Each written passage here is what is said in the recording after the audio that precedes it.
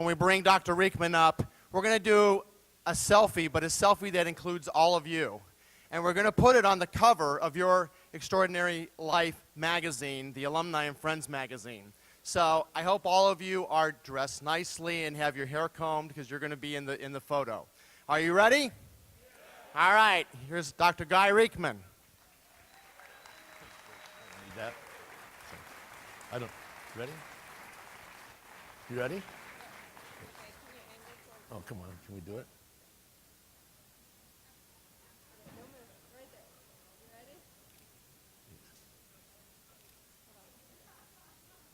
I can't. Hold on 1 second.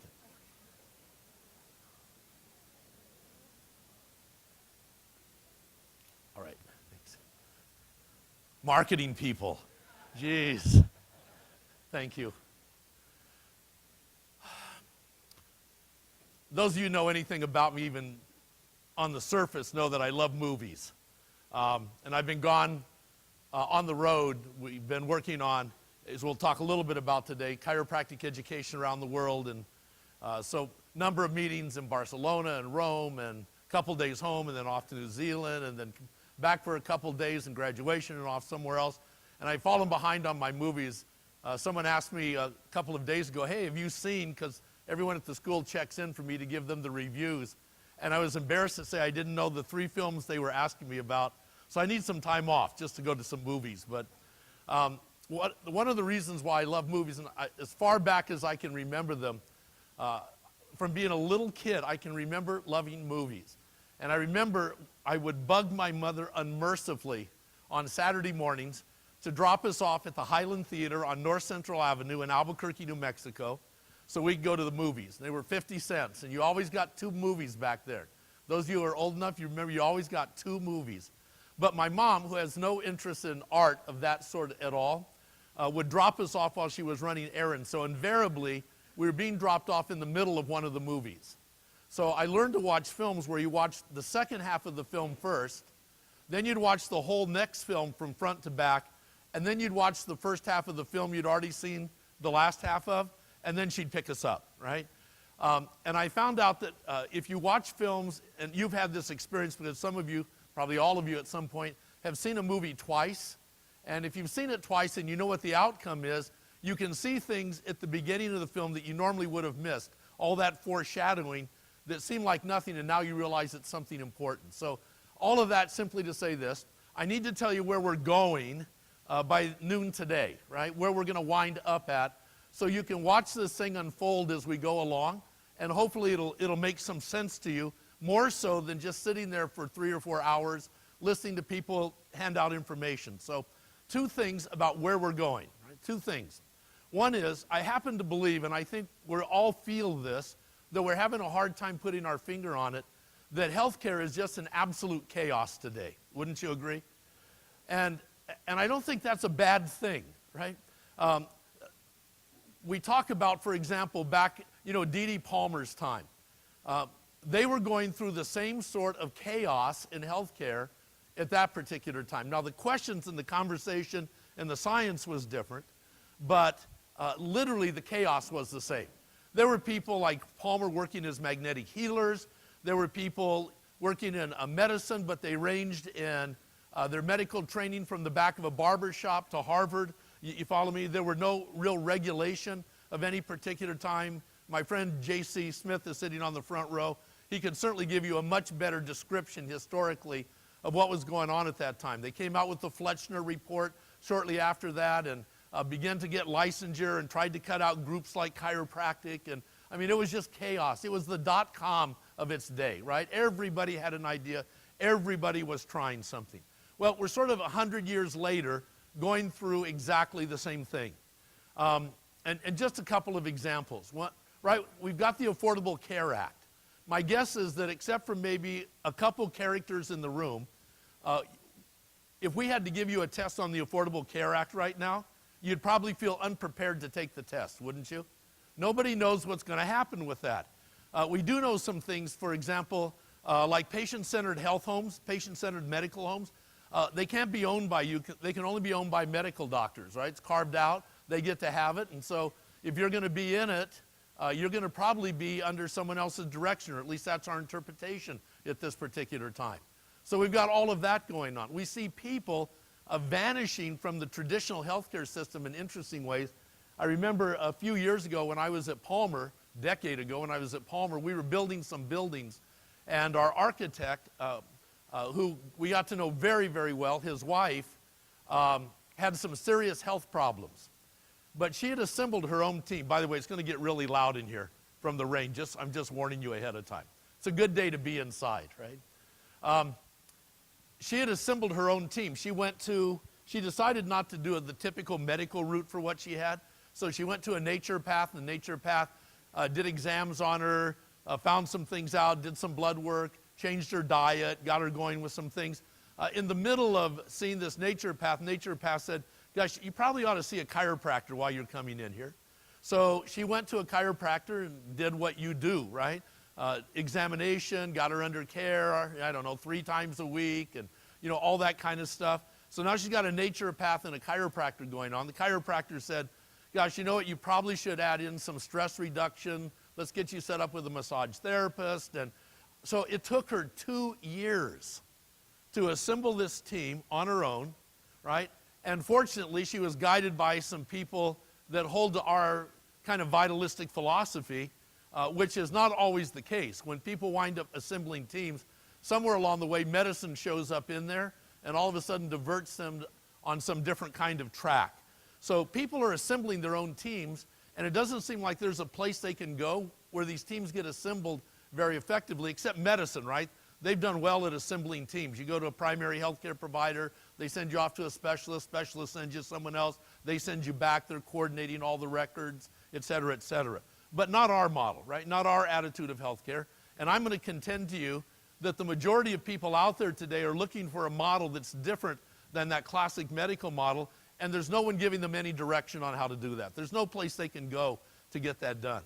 And then we've got all sorts of stuff going on in our profession. I could probably keep this up for the whole 4 hours, right, given what's going on in healthcare today, but just to set the flavor, right? In our profession, gosh, you go from one chiropractor to the next, and they're dramatically different experiences as to what happens when you get there. And a lot of the chiropractors, even those that are, philosophically based, who are, their whole life is about correcting subluxation, they see these patient needs a lot of the time, and so they try to help support them. Maybe they have a rack of standard process in the corner or something, but it really diverts them for what they want to be doing and should be doing to some degree as a chiropractor, and sometimes they're not really trained to do it, to provide the best care possible, but they don't see alternatives, and all that stuff is going on. I'll give you one example. We are hooked up at Life University with a wonderful group of midwives in town called the Atlanta Birth Center, soon to be called the Atlanta Birth Center. Georgia's never acknowledged midwives for a long time, certainly never acknowledged them with, I won't call it licensure or registration, they don't have that. But for the first time ever, the state of Georgia granted a certificate to a group of midwives to open up a center, right, at the Atlanta Birth Center, and they're great people. In fact, all of the midwives that they work with all recommend, they can't make somebody, but they recommend really strongly that if you're going to be with them, you have to be under chiropractic care if you're going to go through their process with them. We actually experienced that. We're recently invited into a prestigious organization of independent colleges in Georgia. And they hadn't brought anyone new into the organization some 30 years. So it was sort of a flag, so to speak, on our ship to be invited into this private organization of independent colleges. And the executive director was supposed to be here. They have to come do a campus visit, kind of a mini site visit before they invite you in. We knew we were going to get in, but she had to come do it. But she kept having to cancel it because she was right at the end of her pregnancy, and then she had the baby, and then she had some time off from the organization. So it was a number of months after this was supposed to happen that she actually showed up. And when she did, her story was great. Right? It was her second child. Her first child, labor was 36 hours and ended in C-section. Her second birth, she got hooked up with the Atlanta Birth Center, and they recommended a chiropractor, someone who practiced out in DeKalb, Liliana, and she got under care. And her second birth was about 3 hours naturally, and she almost dropped the kid in the car on the way to the hospital. And attributes, I have to tell you, attributes that because the only major difference for her as to what she did was chiropractic care during that process. And so we're hooking up with the Atlanta Birth Center downtown to be in a joint facility to provide care. So there's people out there looking for things, right? And boy, if you get hooked up with the right person, you might get hooked up with the Atlanta Birth Center. If you don't, you might be on a whole different route, right, down that particular path. So there's stuff going on in healthcare today. We got to make sense out of all of this, or at least try to make some sense out of all of it. And that's the conversation that I'm hoping that we get to today, right? So that we can find a way to do what we do and contribute to the healthcare, that we can be leaders in that healthcare team, that we can help people assemble the teams that they're going to assemble anyway, but assemble them from a vitalistic standpoint rather than from a medical and mechanistic standpoint, and provide them a lot of resources. Right? We're going to look at 5 of them today that we think are absolutely critical for people to have, but a lot of resources for people to engage in. I'll give you one last example, sort of where I'm hoping to get to and what this might look like. We have at Life, as you all know, a functional neurology center, and you're going to hear what that means today, what it looks like, etc. A lot of misconceptions about that. But the functional neurology center will see people, and we'll define where we think it fits into this team. We had a woman that came here, rather wealthy woman that came here, and she had a daughter that was getting ready to start college and had cerebral palsy, right, from birth. So she had a hand that was essentially crippled like this and had a bad limp and was getting chiropractic care. And the chiropractor said, you know what, we've taken this, we've corrected the subluxations, we're going to continue that, but there's some long-standing neurological stuff going on here that needs to be addressed, and referred her to the Functional Neurology Center here at Life University. And she was here for about 3 weeks. Now, her entire lifetime, if someone threw her a ball, she couldn't catch the ball. The day she left, she had no limp, and she caught 19 out of the 20 balls that they threw to her, right? Now, right, so watch, there are things that people need, right, that we may not consider, quote, chiropractic, but they're neurologically based, and there's no one that can give them direction on how to handle it, whether it's, now I'm not saying you handle it in your own office. I mean, if you're trained in that and you choose to, certainly, right? But there seems to be some responsibility because they're not going to get referred there from a medical doctor. They aren't. They're not going to get referred there by a medical doctor. And even if they got referred to something in functional neurology, what they do with functional neurology is not what our vitalistic philosophy does with functional neurology. Does that make sense? So how do we get people what they need and help them assemble their teams? And I'm hoping that we're going to get to that place. At the same time, as we get to that place by the end of today, how do we be able to protect our unique contribution to that team and even be a leader on that particular team? Does that make sense? So I'm not saying that we're going to tell you today, you ought to go back to your offices and do all this stuff. I'm saying that patients are doing all this stuff. They need to be guided, and we need to find a way to not only guide them, but within that to stay uniquely what we do, which is correct subluxations as chiropractors. Fair game? And even more so than perhaps we feel like we've been able to up to this point because we felt like we have to fill some of these other roles at particular times. Fair game? Everyone with me on that? The second point that I want to make about where we're going is this little story from a guy by the name of Sir Ken Robinson. So he's an educator, and he did a TED Talk, and it was the most widely viewed TED Talk in the history of TED. Over 200 million people have seen this TED Talk. And it's about 16 minutes long, and it's wonderful. It's titled, How Education Kills Creativity. And a lot of people who saw this took their kids out of traditional education and put them in alternative forms of education to raise them because they realized if they left them in the system, that the system was going, no matter how good it was not going to take them to where they wanted these kids to be. But in it, he talks about a little girl, probably second grade class or so, is at the back of the room. It's a math class, it's a science class, and she's at the back of the room and she's drawing. And she's been caught drawing instead of studying math a number of times.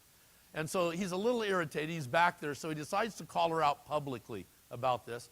And he's watching over her shoulder, and then finally says in front of the whole class, what are you doing? What are you drawing? And she says, I'm drawing a picture of God. And the teacher said, well, nobody knows what God looks like. She said, they will in a minute.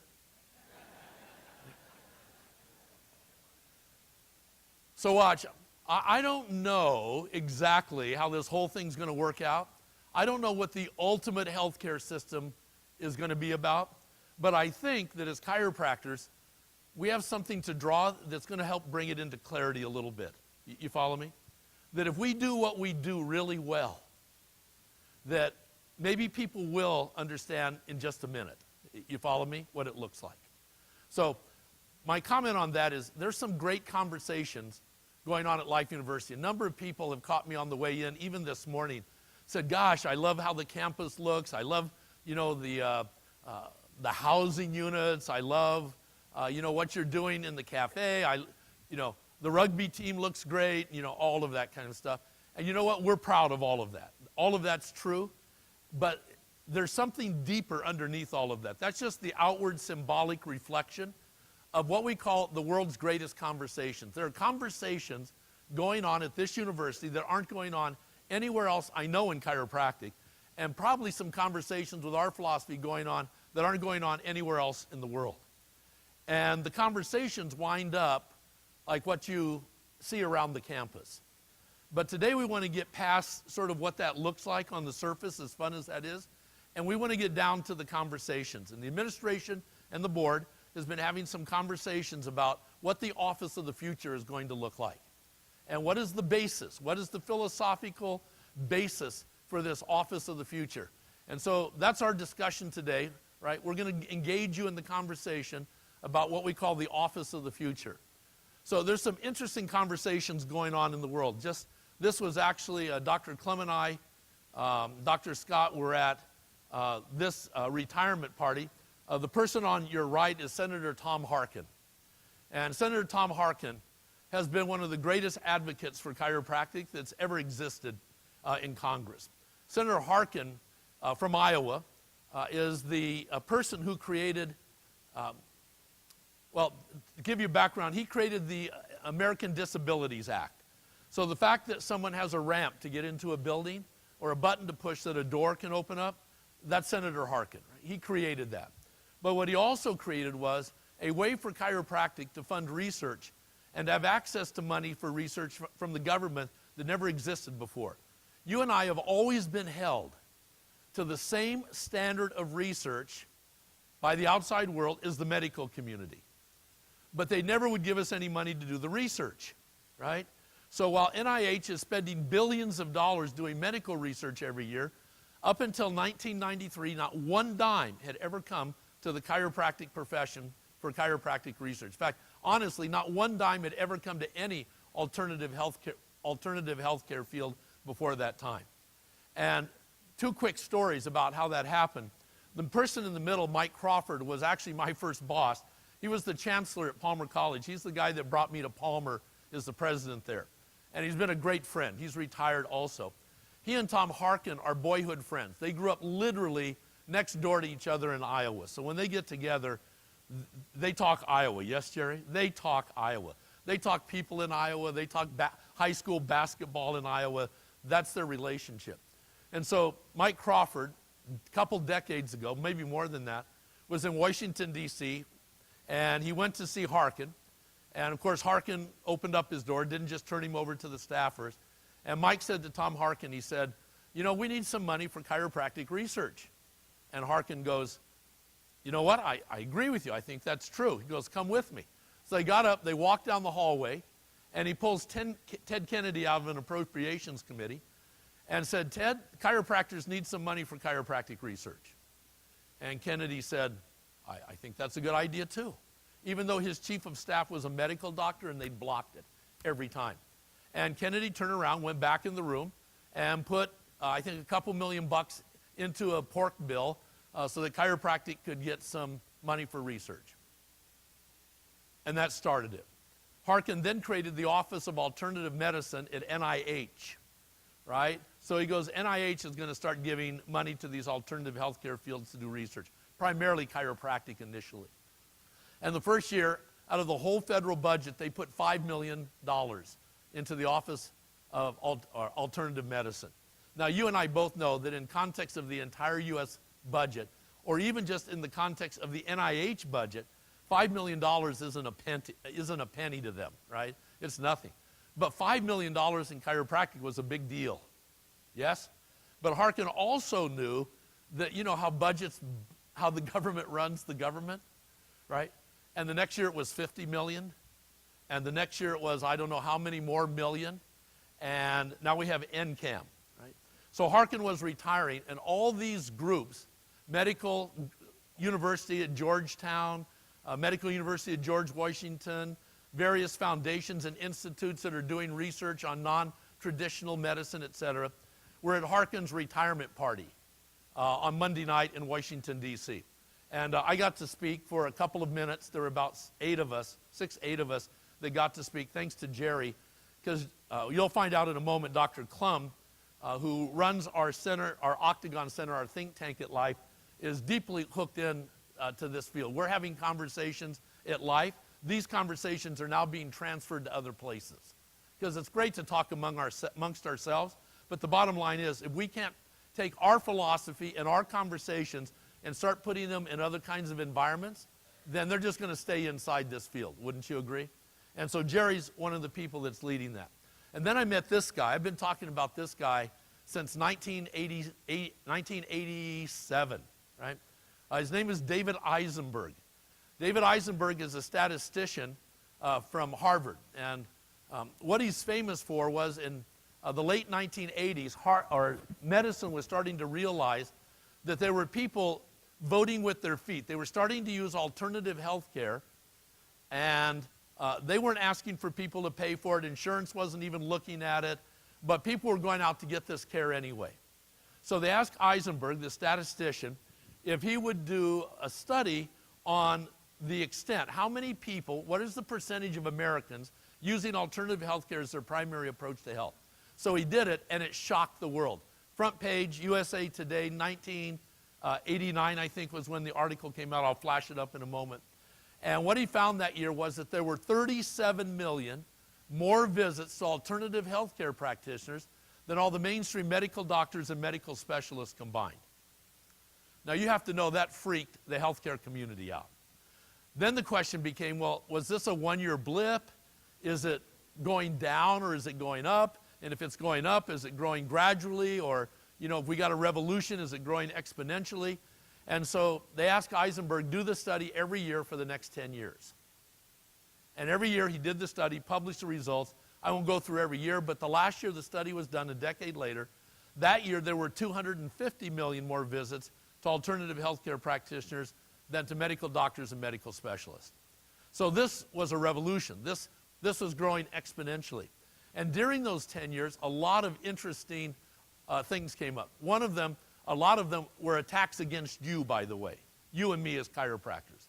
They were telling patients that they shouldn't do this, they shouldn't see these people, that they were charlatans and quacks, that we were ripping off their money with no tangible benefits. There was no research documenting, which we already talked about. There was no research documenting the effectiveness of what we did. And in fact, you were dangerous because you tended to delay appropriate medical treatment as you were taking these uneducated consumers and ripping them off. Yes, how many people remember these attacks? Old enough to remember these, right? And they weren't subtle, right? They were in the press. They were in newspapers. They were on the evening news. And so a lot of people started looking at it. Like this is the article from, was it 89? Yeah, 1998. This was the article 10 years later on USA Today. But here's some of the stuff they found, right? 37 million to 250 million more visits over a decade than to medical doctors and specialists. A guy by the name of Austin.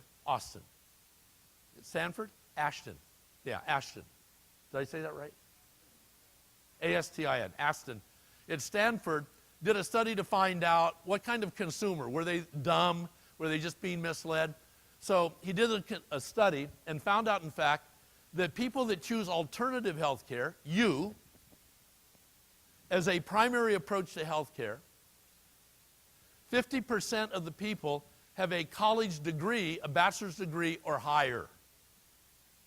While people who stay in traditional medicine, 50% of those people have a high school education or less.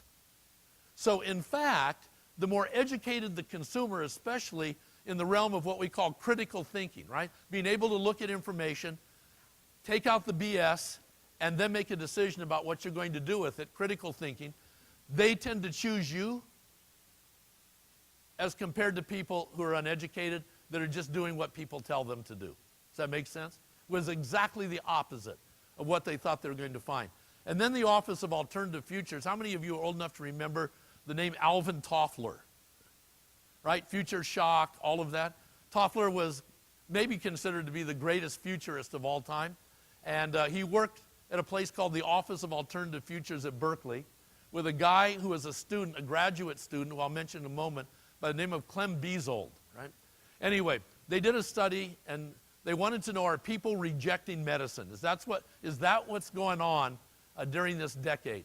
And they found, in fact, that that wasn't true, that only 4.4% of the American population had rejected medicine as an approach to health care.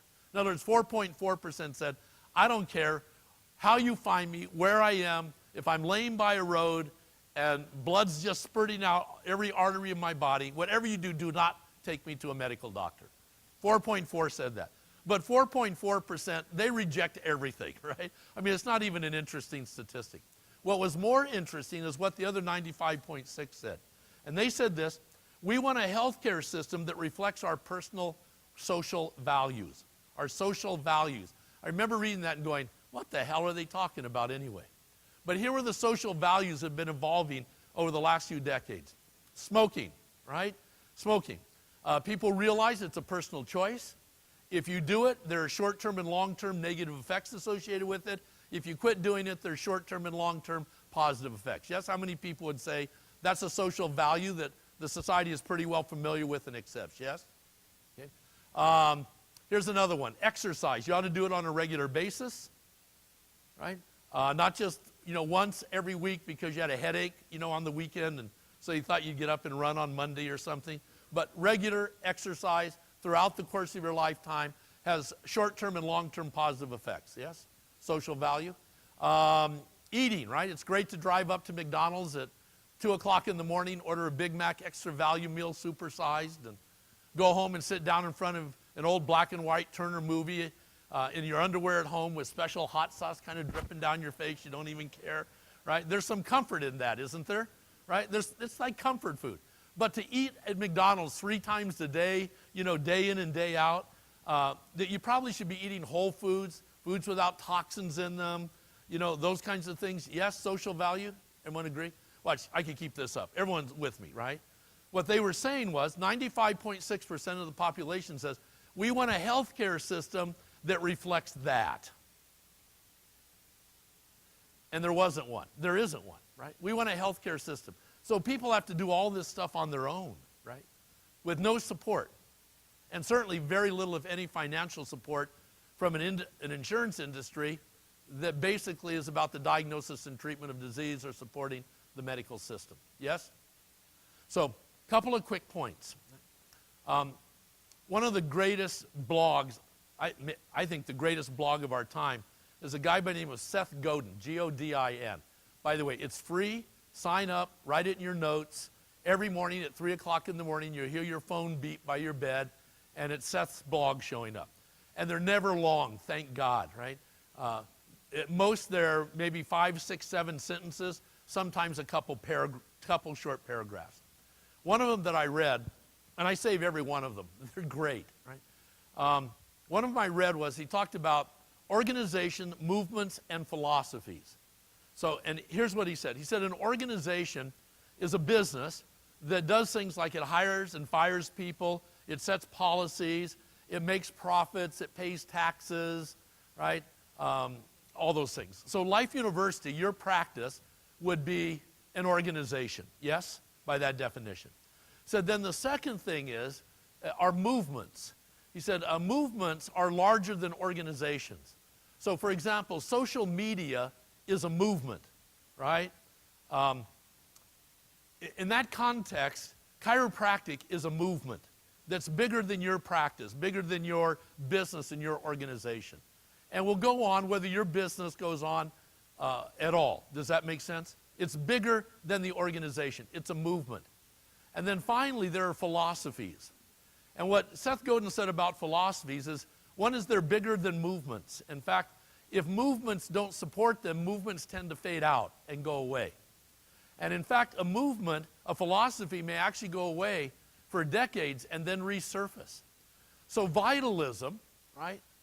The premise, the basis of our profession, that the universe is intelligent, it's conscious, and it maintains itself in a state of existence and equilibrium, that we are conscious, self-developing, self-healing, self-maintaining organisms. That's a philosophy, the philosophy of vitalism. And it went underground for about 300 years when Newton came along, because science couldn't research consciousness and self-development and self-healing. And so they said, that's what churches do. But it's resurfaced, right, 300 years later into a massive movement. You can go get a degree, a PhD at Michigan State University in neo-vitalism today. We've had 5 years of conferences, which I'll talk about the philosophy of neo-vitalism at Life University, since that's the premise of what we do, isn't it? Right? And so guess what? You know, this has all come back. And so as we're talking about this today, when we're talking about movements and philosophies, keep them separated. Chiropractic, right, will survive if it supports a philosophy. If not, it's going to fade away and something else will replace it. Chuck Ribley, when he asked me to come to Life University, just before they decided to hire me, he had one important question. He goes, are you coming to Life to save life or to move chiropractic forward and, save chiropractic, so to speak? I said, you know what, I appreciate Life, but I really don't give two hoots. It's a great tool to move chiropractic and our philosophy forward. He goes, you're hired. Watch. There's too many places focused on the organization being successful, but not serving anything. Does that make sense? And I believe that Life University, your offices, serve a movement called chiropractic. And by the way, one of the things that Seth Godin points out is that anytime someone tries to own a movement, they fail miserably. Anybody who tries to own the internet fails in owning the internet. And by the way, we've been trying for 18 years. So groups have been trying to own chiropractic to get rid of other people that don't believe like they do. It's not been very successful, wouldn't you agree? You can't own a movement, right? You can lead a movement. You can supply energy to a movement. You can influence people to participate in the movement, but you can't own the movement, right? And we should quit wasting our time trying to do that. We just need to be moving as fast as we can with our idea. But bottom line, I'm going to show you a couple of pictures. If we don't do the right thing in chiropractic, if it doesn't serve something bigger, this issue, this philosophy of vitalism and how people live, then guess what? They're going to redefine it. They'll go do something. They'll find something else that will take care of it. So the office of the future is not only important to your individual practice, it's important and to Life University because it's our identity. It's important to the movement of chiropractic. And I think it's important because people, as we're finding out from these statistics, are looking for a vitalistic approach in life, a vitalistic approach to raising their children that's non-medical. And what they found out was that these people are not rejecting medicine, they just don't want it to be their only choice or their first choice. They want it there as a backup when it's appropriate to have that kind of care. Does that make sense? So this is not an anti-medical movement. This is something that just reframes how it fits into the overall picture of what we're doing. I know I'll lighten up on you in a few minutes, right? Hang in there with me. This guy is a character. Jerry started laughing already. This guy is a retired congressman, Burt Berkeley, right? One of the very first people in what they called the integrated healthcare movement. How to put these pieces together so it isn't just a medical system, but rather a system that reflects people's social values first and then has medicine as part of that approach when necessary. And he's 90 years of age, Jerry, is that right? What's that? 95. So he's 95, and he got up on stage to talk about Harkin. I'll tell you what, this guy, I don't know, he ought to be president at 95 years of age. What a character, right? What a character. And he's the guy that talked about this. We've been spending tons and tons of money, and this is but one example. You have 1,000 of them, I'm sure, in your office and books. Tons and tons of money, only to find out that what we're doing really hasn't made that much of a difference at all in how people live. So these people are looking for other approaches. This woman, she's 4'11", and she's a giant. Yes? Best political talk I ever heard was Monday night by this woman. Representative, I always get her name wrong, Miliski. Go ahead, tell me. Mikulski? All right, thank you. She was the third woman ever elected to Congress, to the Senate, ever in the history of the United States. And I'll tell you what, she is spitfire. These are the people that are behind what we're talking about. This isn't a bunch of chiropractors at a philosophy session on a weekend. There's a movement going on, right? A movement that's redefining the future of healthcare. And then I also saw this guy. I've been talking about him for 30 years, Ian Coulter, right? And Coulter defined about, I'm going to guess, 15, 20 years ago, what the conversation is. And here's what it is. Here are the 5 conversations going on. Number 1, vitalism versus mechanism, right? Are we, listen now, are we conscious, self-developing, self-healing, self-maintaining organisms? Vitalism. Are we just a machine made up of physics and chemistry, and the only difference between you, the machine, and the chair you're sitting on happens to be how the atoms of your body happen to be organized? All right, which one? And by the way, I have to tell you that the decision you make dramatically changes your relationship with everything you do in the world. It's a filter. If I'm a school teacher, and I start off with the assumption that all of my students will cheat rather than study given the opportunity, that they'll always cut corner and take advantage, that they're not creative, they're not inventive, then guess what? I'm going to set up a certain kind of classroom based on that assumption. Yes? If I start off with the assumption that kids are creative, innovative, we just have to get the barriers out of the way, we just have to not kill their creativity along the way, that they'll make the right decisions given the opportunity, I'd set up a different kind of classroom. Yes? So if I set up a healthcare system based on the idea that people are just physical machines, they're going to break down, they're going to fall apart, and then the best we can do is give them some relief and hopefully get rid of a few diseases along the way, I'll set up a particular kind of healthcare system. If I believe, on the other hand, that they're conscious, self-developing, self-healing, self-maintaining systems, they make the right decision, then I'm going to create a healthcare system that empowers them to make those decisions and gets rid of the interferences that are stopping them from utilizing that potential. Yes? What? Big discussion, right? It changes the whole deal based on whether you start with a vitalistic philosophy or whether you start with a mechanistic philosophy. Second one, holism versus reductionism. What's the best way? What is the best way if we're going to study a human being, if we're going to understand the human being, what's the best way to understand them? Do we need to look at them by completely reducing them down to the simplest elements so that we hopefully can gain something out of some basic knowledge that we can apply to the whole system? And we've been doing that, right? Our whole science is based on reductionism. I can't study the whole liver, so I'm going to study a piece of the liver. I can't study the piece of the liver very well. I'm going to get it all the way down till eventually I'm studying the genes and chemistry that make it up, and hopefully when I get there, I'll find out something about the nature of a human being. Or do I have to look at a human being in the whole? Because we know, for example, that human beings that are in healthy relationships live longer and have higher quality of lives than people that are not in healthy relationships. We're going to talk about that this morning. There's something about human beings that requires us to have connection with other living things for our survival and well-being on the planet. Yes? And you're going to find out there's only 2 species on the planet that have to have it, and we're one of them. A little bit later this morning. So can we understand someone's health if we don't understand their relationships? By the way, that's true even if the relationship is with a pet. There's just the need to make connections. You follow me? Holism versus reductionism. Next, naturalism versus artificialism. What's the best way to birth a child? Surgically or naturally? What's the best way to gain immunity? Through immunization or exposure and building up the body's own immune response, right? Naturalism versus artificialism. Fourth discussion, humanism versus authoritarianism. Authoritarianism. They're not talking about religion here. Humanism means this. What are the rights of a patient in the doctor-patient relationship? Do they have the right to informed consent? Do they have the right when they've been diagnosed with a problem, for example, regardless of who the practitioner is? Does that practitioner have the obligation to let them know all the available approaches to that, or only the ones that they happen to provide?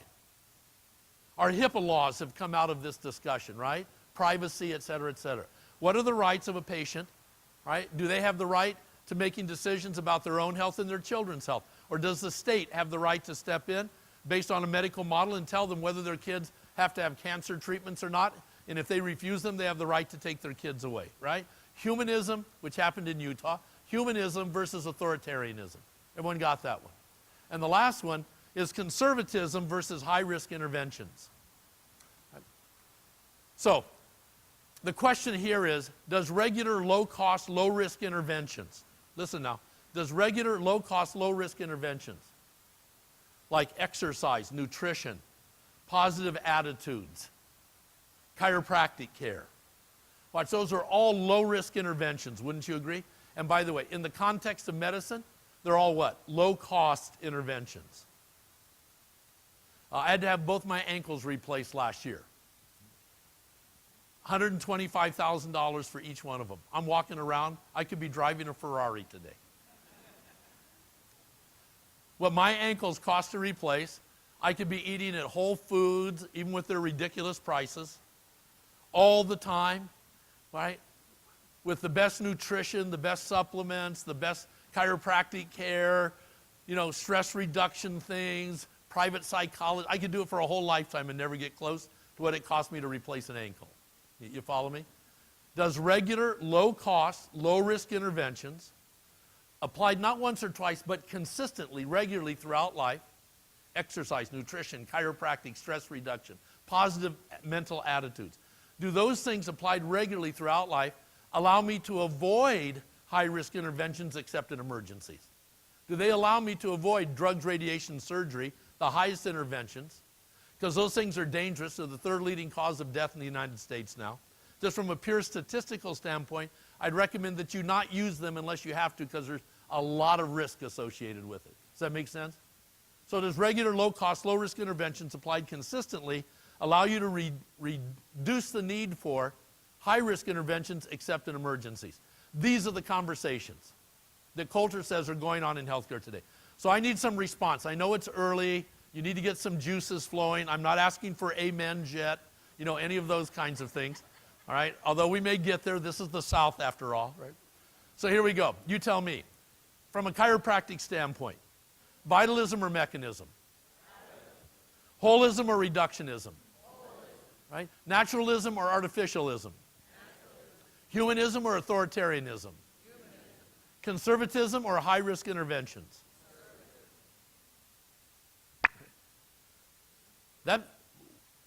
I think we ought to be engaged in this conversation, don't you, that's going on in the world. I really believe that. So here's how we're going to begin to do this. So I mentioned Mike Crawford. There's Jerry. Jerry's the head of our Octagon, which is where we have a lot of these intellectual conversations. They get translated, as I'm going to show you, into conversations with the Board of Trustees, and now translated into conversations with you and I as chiropractors sitting here, thinking, how do we move forward? We always thought we should be leaders based on those 5 responses you just said. I think we ought to be leading this revolution in healthcare. How come we're not? How come we're not, right? And so we've got to look at that. And by the way, these conversations have been going on, right? I don't know how many of you have walked up the path of heroes over at Life. If you haven't, you ought to. It starts right by Lyceum Park, right, where the parking lot used to be. That's that beautiful park now. And along the way are the handprints and footprints of the people that founded Life University. And they founded Life University not just as a chiropractic school, but as a school that reflected these dynamic essentials. A school that had its base lasting purpose to give, serve, love, and do out of a sense of abundance. I saw a piece of film 20 years ago that reflects what I think some of these original pioneers from an emotional standpoint were looking for. And this is it.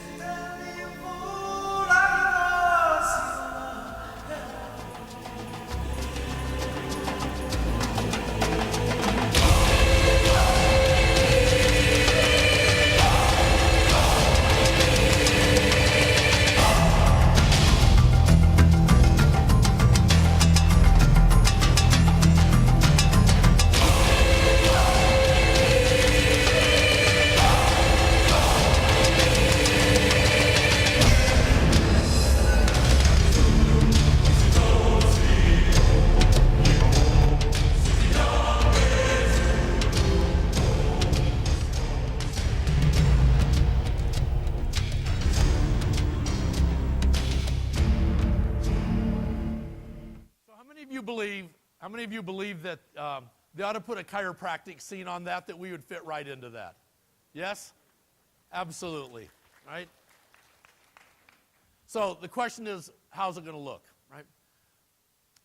I mentioned the Office of Alternative Futures at Berkeley, and a kid who was a graduate student working with Alvin Toffler by the name of Clem Beazold. Well, he grew up, and he now runs the Office of Alternative Futures. And a little over 10 years ago, the chiropractic profession hired him to do an analysis of the profession and tell us where the profession was going or could go, right? Let's face it, we get one thing as human beings, no matter what you think your future is, it doesn't have to be an extension of your past. You can make different decisions and produce a different outcome, yes? Well, we all agree with that as a starting premise, right? We get to control the direction of this profession based on the decisions we make every day. So, but he did it. He looked at the profession, saw what was going on, and I have to tell you, from a vitalistic, subluxation-based, naturalist, humanist, conservative therapeutics, all those things we talked about, it looked really bleak for our ideas in chiropractic.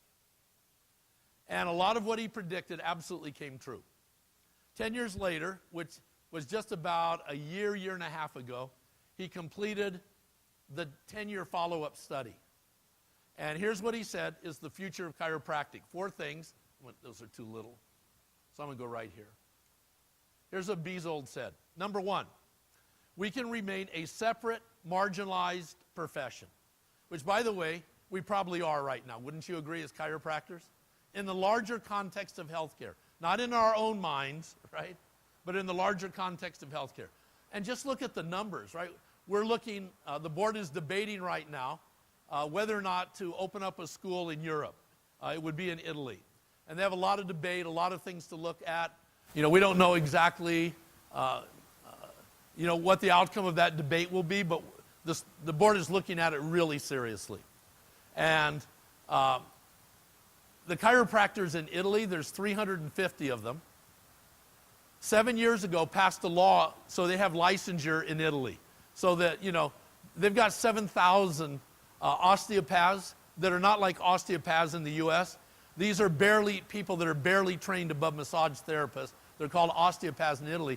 They practice chiropractic, a lot of them, because there's no regulation, there's no law. So these chiropractors have been working for regulation to define the quality and parameters of the profession. And the legislature remarkably passed it 7 years ago. But in Italy, like always in Italy, there's a twist. But in Italy, a law isn't officially in action until the head of the ministry of that particular area, in this case, the health minister, signs off on it. And the health minister, they usually do that as a formality within 6 months. It's been 7.5 years, and the health minister hasn't signed off on it yet. Now, there's some reasons. One of them is that Italy changes its government every 18 months on the average since World War II, right? And in Italy, things have to progress through a progression of the Catholic Church, the mafia, then politics, right? No, I'm serious. That's what they'll tell you the progression is, right? You have to get those kinds of approvals. But that aside, you say, why would it take them 7.5 years to get the health minister to sign the bill? You ready for this? 350 chiropractors, 470,000 MDs. Who do you think the health minister is probably going to listen to, even if she's a chiropractic patient? You follow me? So think about this. In the world today, the United States, there's about 68,000 chiropractors. You get to places like Canada, about 7,000. You get to Australasia, New Zealand, Australia, Singapore. It's about 3,500, depending on how many countries you had in, 3,500 to 5,000 chiropractors. European Union, 700 million people, twice the size of the United States. There's 5,000 chiropractors there. 5,000. You get to China and India, both of them, 1.3 billion people in each of those places. There's less than 10 chiropractors in each of them. Now, what are there, 190 countries roughly in the world today? I listed, 10 of them just now. So let's say the other 180 countries in the world have 100 chiropractors in them. We know that's not true. But, so you go to Ethiopia, let's just pretend there's 100 chiropractors there. There are not 100 chiropractors in Ethiopia, but just for math, let's pretend there's 100 chiropractors in all those 180 other countries. That's another 18,000 total. You add all those numbers up, there's less than 100,000 chiropractors in the world. In the United States alone, there's 1.1 million medical doctors. And there's 100,000 of us in the entire world. I think we've done, if you'll allow me, we've done pretty darn good. Right? As a marginalized, sort of separate profession, guys, we've had a pretty good voice, wouldn't you agree? In things. Yes? We should be proud of that. Right?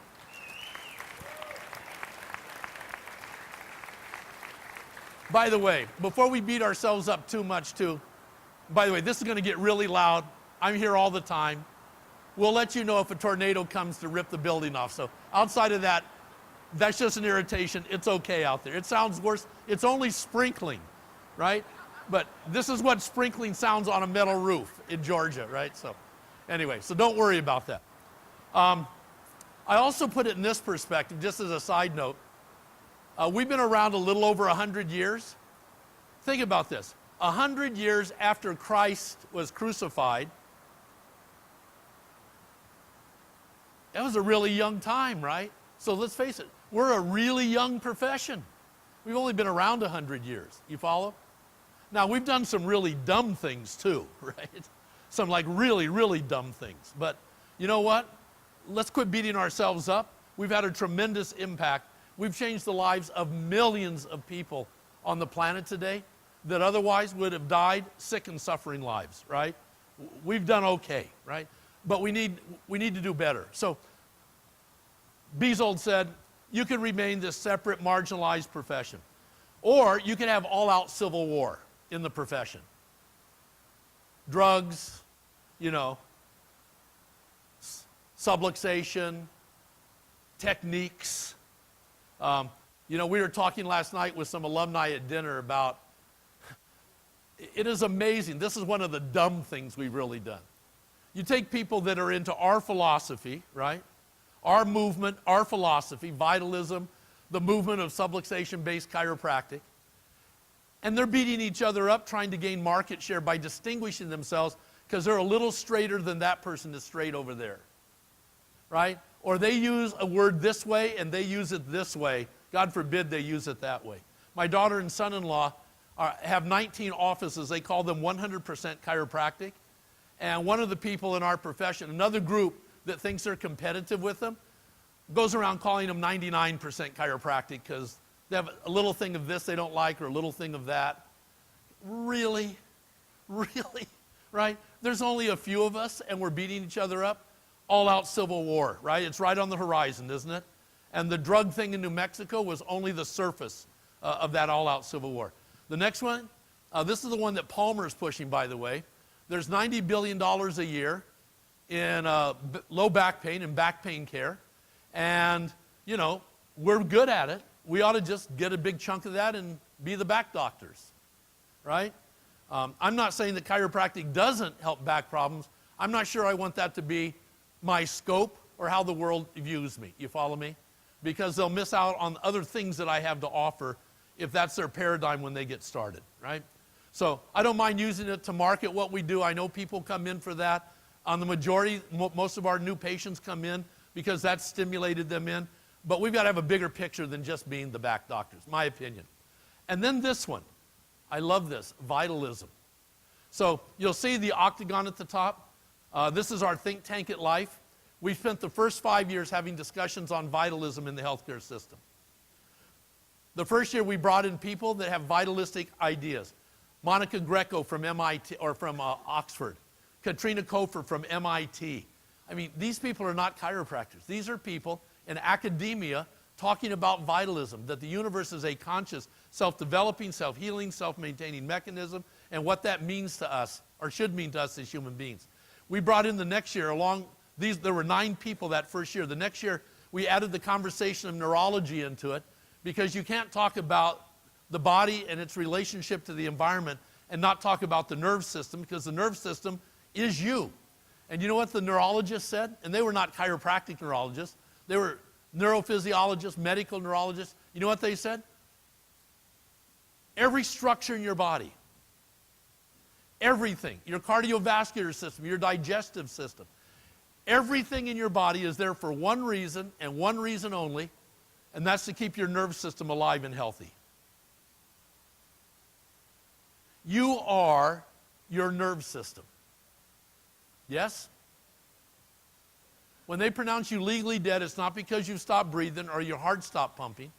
It's because your nerve system has stopped firing. You are your nerve system. Your nerve system is what perceives the environment. It's what gains consciousness of the environment. It's what learns. It's what passes information on. You are your nerve system. You are a walking nerve system, like in the Matrix.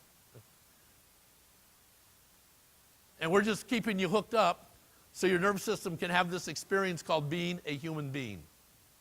Does that make sense? Watch, if we start there, which is where these people started by the second year of this conference, you start there, all of a sudden you start projecting, even fantasizing chiropractic. We're talking about a whole different relationship with people than low back pain. Wouldn't you agree?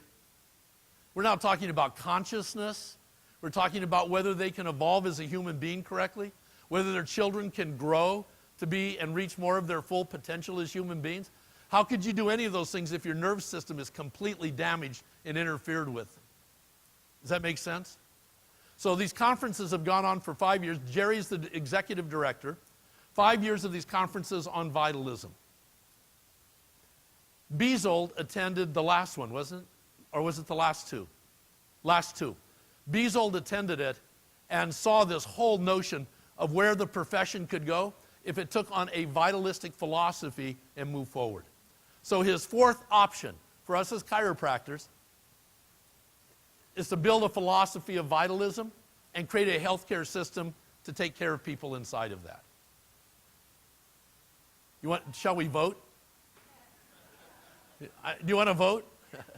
All right, we'll vote. How many want one?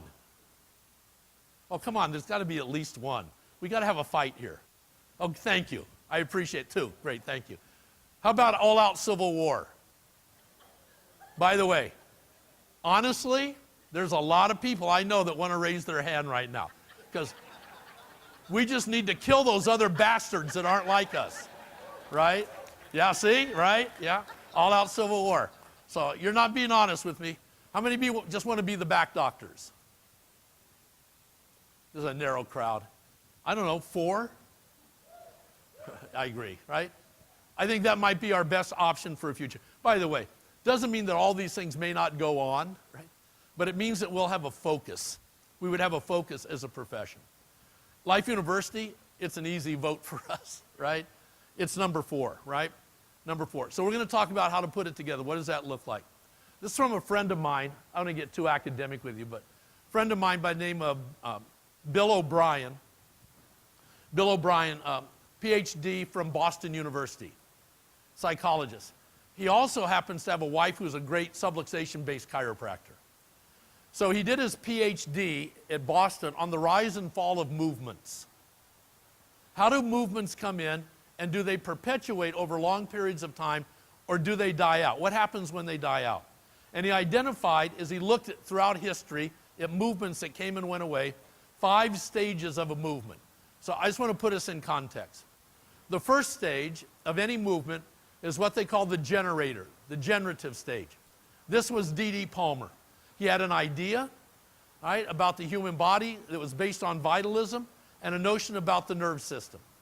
When he came up with his idea, though, very little social acknowledgement or acceptance.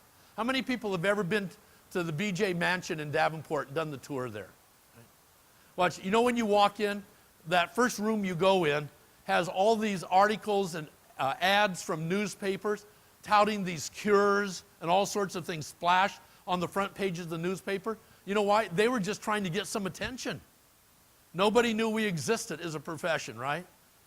I look at Carl Cleveland. I love Carl Cleveland's family history for a couple of reasons. One, it's interesting, but when I moved to Kansas City, this dumb 22-year-old chiropractor who didn't know one person in Kansas City and tried to set up an office on 75th Street in Kansas City, the only person that called me was Carl Cleveland II. And I didn't even go to Cleveland College. He just called up and wished me well and said if I needed anything to give him a call. He was a gentleman. He was always a gentleman. He was boring, but he was always a gentleman, right? That damn rabbit research, right? Anyway. The way the Cleveland family started, his mother, so Carl's second grandmother, right, lived in Nebraska and had a gangrenous leg, and instead of cutting it off, someone referred her to a chiropractor. This was somewhere around 1910. I can't imagine there were 200 chiropractors on the planet. I don't know. There weren't many. And the chiropractor was actually an MD chiropractor, right? She got referred to. And he adjusted her, and her leg was saved, and she went to chiropractic school, and the Cleveland family started. Right? Watch. What are the odds that she would find a chiropractor in Nebraska, in the early 1900s and get that help, right? So, great idea. Not very many people on the planet tapped into it. Second phase is called the innovator. This is BJ, right? This was BJ. He could take things from other fields and innovate them for chiropractic. So he didn't invent X-ray. He just figured out how to use X-ray in chiropractic. Does that make sense? He didn't invent engineered heat reading instruments. He just figured out how to adapt them and use them in chiropractic. And he was a showman, and he was there to build the profession. You follow me? The innovator. All movements have that. Second one is commercialization. There's a point where if we want to spread or get the movement bigger, you have to make it commercial in the public place. So for us in chiropractic, that means getting recognition for licensure, getting recognition for insurance coverage, getting recognition for research dollars. Does that make sense? Commercializing the industry. The problem is, the more of this that you do, the further and further you get away from the original idea. That's the danger. Right? So all of a sudden now, in this case, we're playing to what will get us more acknowledgement, more recognition, more money, and at times, if not all the time, giving up a piece of our premise because we can't commercialize that. Does that make sense? We've all seen this go on. Next phase is called the commoditizer. This is where we just see what we have as an organization, as a commodity that we can sell. It's no longer about saving the world. It's no longer about creating a new healthcare consciousness. It's now just, we've got people, we've got trade industries. We need to figure out how to preserve the practitioner and make sure they get their share of what's going on. Does that make sense? It's a commodity to us. But notice now, we're getting way away from the original idea, way far away from the original idea. And then we get to the last area, the attenuator. And by the way, there's a part of our profession that's there. And attenuation means this. You become so you look like everything else. You want to look like the system that's in control. In this case, we want to look like medical doctors. Right? Even to the point of wanting now to do drugs and surgery, yes? The last step of attenuation. And at that point, the original idea is completely gone. And there are schools that teach that subluxation doesn't even exist. There are schools in our profession that say we should be the new medical primary family healthcare provider. And because of that, we need drug surgery. And we have chiropractic schools pushing vaccinations and all sorts of things. You follow me? Here's one of the problems. Here's the problem. Let's say that we took osteopathy, physical therapy, and chiropractic. And let's say that all three of those, to the consumer in the world, it looks identical. You can get a manipulation in all of them in their mind. You could get a referral from all of them in their mind. You could probably get drugs and surgery from all of them. Listen, they all look pretty much identical. In that game, if a consumer is out there and they have those three to choose from and they're all providing essentially the same service, who loses in this one? Who loses in this one? The answer? Us. Chiropractic loses, don't we? Because who has more recognition, osteopathy or chiropractic for the most part? And if they're both doing the same thing, where are people going to go? Attenuation, the death of a movement, the death of chiropractic. So here's the deal. How do we continue to progress, given all the issues that we face today, and yet maintain the principles and values on which the profession was based and use them actually to accelerate the profession? That's the tough question, isn't it? So here we go. So at Life University in Puerto Rico, about, 2 years ago, we were having a discussion about what a life education means. How many people remember the old days when a patient would call you up, generally elderly patients, and say, do you practice the Palmer method?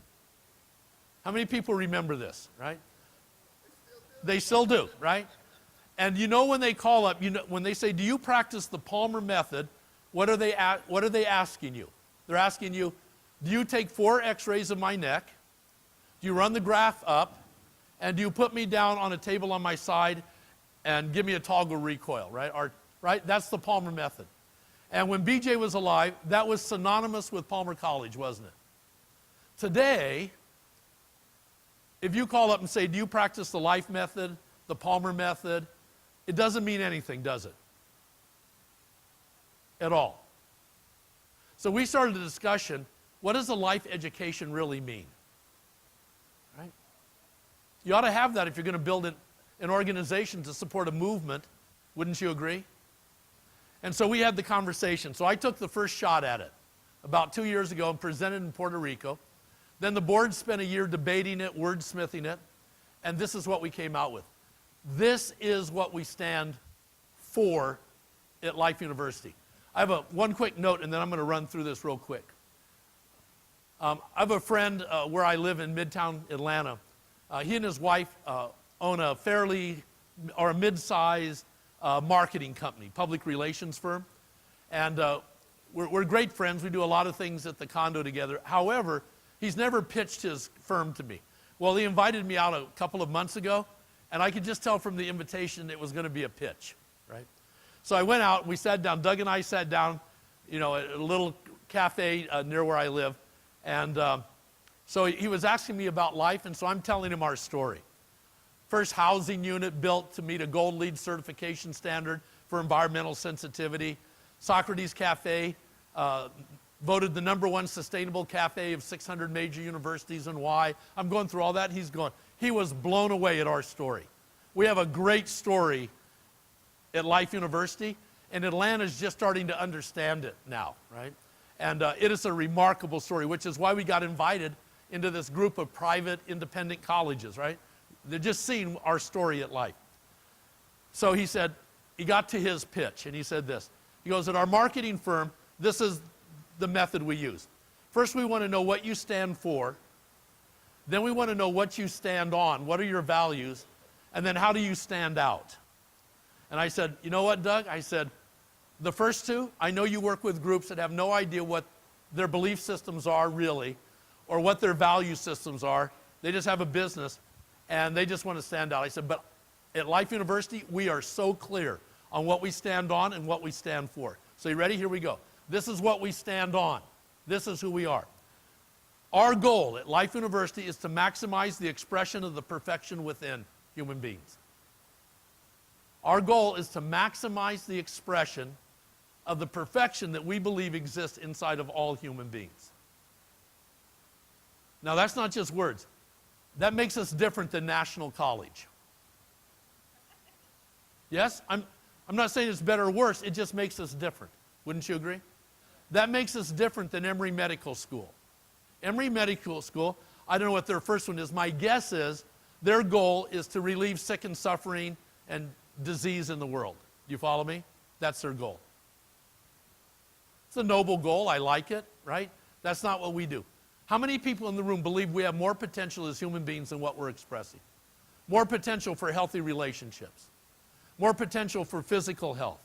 More potential for mental capacity, right? Well, I could keep this up, right? We believe that human beings have more than they're expressing, and our goal here every day is to figure out how to allow them to express more, not of what they get, but what they were born with, what they already have. We recognize that all organic systems in the universe are conscious, self-developing, self-healing, and self-maintaining. What's that called? This is the test. What's that called? Neo-vitalism, right? Neo-vitalism. We believe that these systems work best when they're free of interference, whether it's a body or a system. I've heard it said, right, scientifically, that if you wiped out all insects off the planet, if you took all insects and wiped them out, that the planet would die within 50 years. If you took all human beings and wiped them off the planet would be thriving in 50 years. Right? Watch, we are the interference to the planet. And guess what? Since the planet is also a conscious, self-developing, self-maintaining, and self-healing organic system, if you get rid of the interferences, the planet will get back to normal in a relatively short period of time. Wouldn't you agree? I love these people that think they can save the planet. Really? We can't make one living cell from scratch and they're going to save the planet? No, we don't need to save the planet. The planet has all the things it needs to save itself. We just need to quit interfering with it. We understand that the nervous system is primarily responsible for orchestrating the internal and external dialogue of the body necessary for life. We acknowledge that there are 3 interferences to the nervous system: physical trauma, environmental toxins, and emotional stresses. 3 T's. Therefore, our purpose is to correct these interferences, allowing the organism to express more of its innate potential.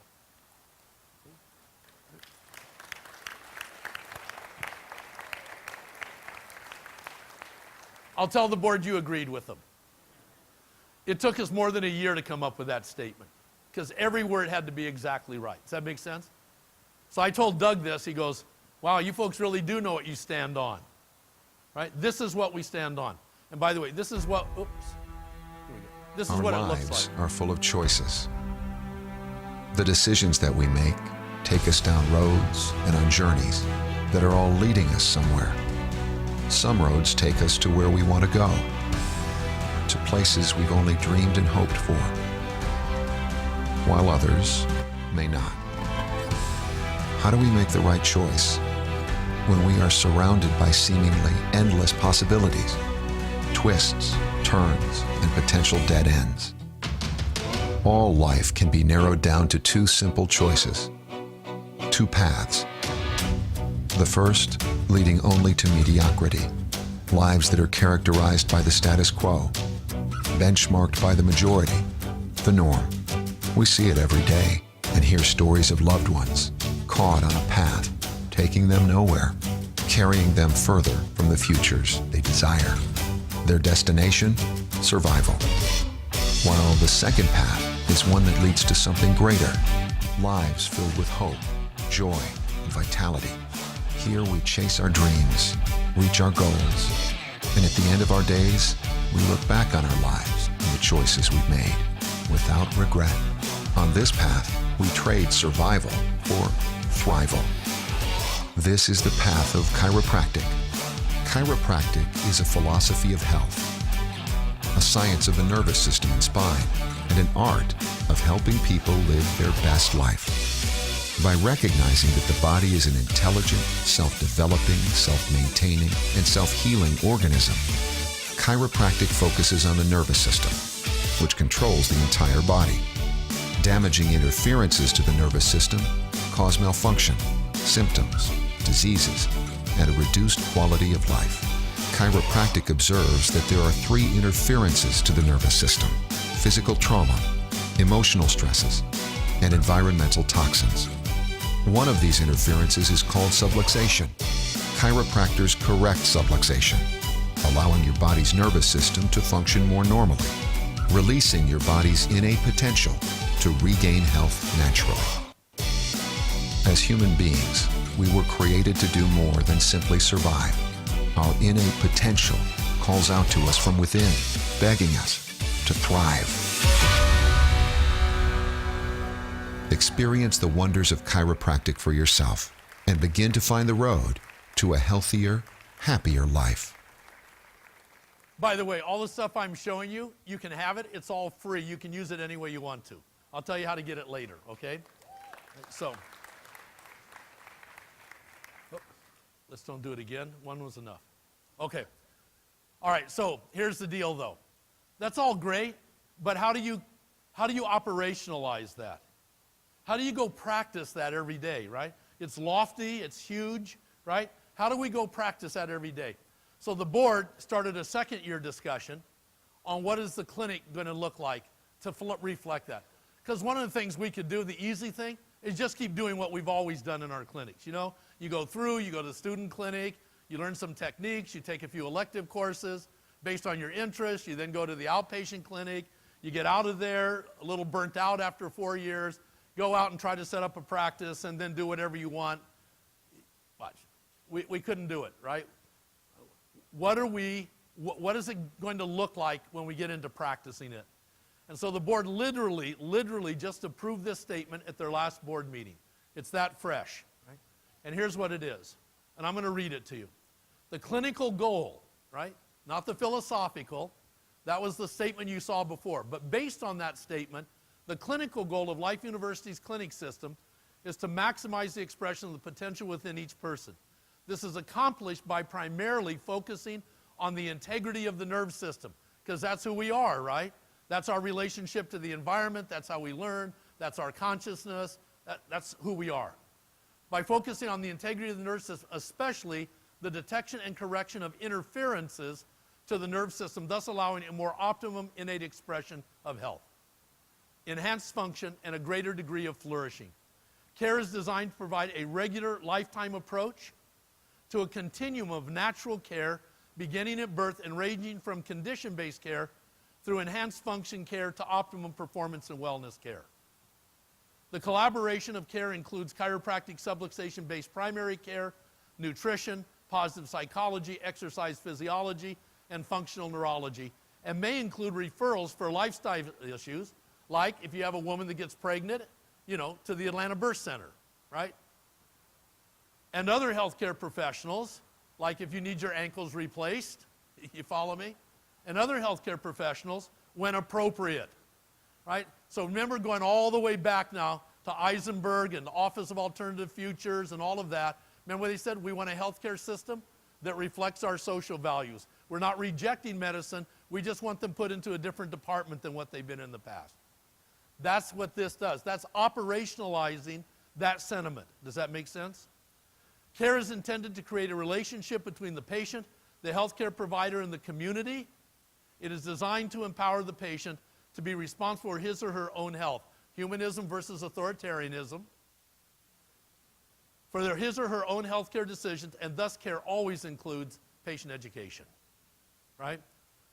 That's our clinic. Right? That's the clinic statement. Now we have to build a clinic that actually does that. Does that make sense? Not a little bit, but that is the focus of the clinic. Fair game? All right. So here's, right, a couple last components. We're going to take a break in just a moment. Thanks for hanging in there. Right? This is our patient care model. Right? We recognize that patients come in for 3 reasons primarily. One, they have an ache, a pain, a disease, or infirmity, and they want some attention to that ache, pain, disease, or infirmity. We call that condition-based care. Secondly, beyond condition-based care, even beyond the symptomatology, is the need, the desire to have their nervous system and body function at its optimum potential.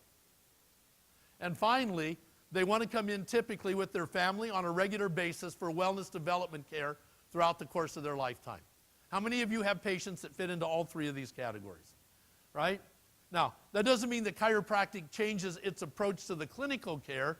It just means those are the reasons why people are coming in. Yes? So, if they're coming in for corrective care, I'm still looking for subluxation and correcting them when necessary. If they're coming in for wellness development care, I'm still looking for subluxation and correcting them when necessary. These are the goals of a patient when they come in. And we have to be sensitive to what their needs are intellectually, educationally, when they enter our office, don't we? As we move them through this. Right? But guess what? There's other interferences to the nerve system besides subluxation. We've got that in the middle. So if someone is eating foods laden with pesticides, they're eating fish loaded with mercury, they've got fillings in their teeth that are pouring out tons of mercury every time they swallow saliva hundreds of times during the day, and they're smoking cigarettes, environmental toxins. Do you think their nerve system is impacted negatively because of that? Yeah? So you know what? You could put nutrition at the center of that, and while, I'm not saying that a nutritionist should correct a subluxation. Chiropractors are trained to correct subluxation, but the patients have the same goals when they see a nutritionist, don't they? Does that make sense? Watch, I could put people's attitude at the center of this. You know those people that are dark, negative, right? They hate everybody, they're paranoid, right? They believe they're going to get sick, therefore they do. They believe they're going to get cancer because, in October we tell everybody in the world they're probably going to get cancer, and we talk about nothing but cancer for 30 days and all of that. And it isn't amazing then that those people wind up having all those things? I have a person who used to be associated with life. She is the most negative, angry human being I have ever met in my entire lifetime. You cannot have that much anger and not have it show up physically at some point in your life. Wouldn't you agree? So we could put positive psychology at the center of that, right? Everyone with me on this? Okay. All right. So at Life University, we have these, it'll say 6, but these 5, right? One is chiropractic care. And so the triangle is built in this. So if you're coming down from the top of the funnel on that yellow chiropractic funnel, right, people could come in for symptoms and disease. They want a natural approach. They want chiropractors to take care of them. And the profession was built on the medical failures of people with problems who got successful results from chiropractic care, wasn't it? Yes? Absolutely. And they can continue to come in for ongoing spinal and neurological corrective care, and then ultimately bring their family in for biomechanical and neurological optimum performance, however you want to word it, right? Wellness development care. By the way, every one of these columns are exactly the same. Next one is vitalistic kinesiology, movement, exercise, right? How the body's moving. On the condition-based care is injury, right? So if I were applying this to an athlete, we'll do that just to make sense.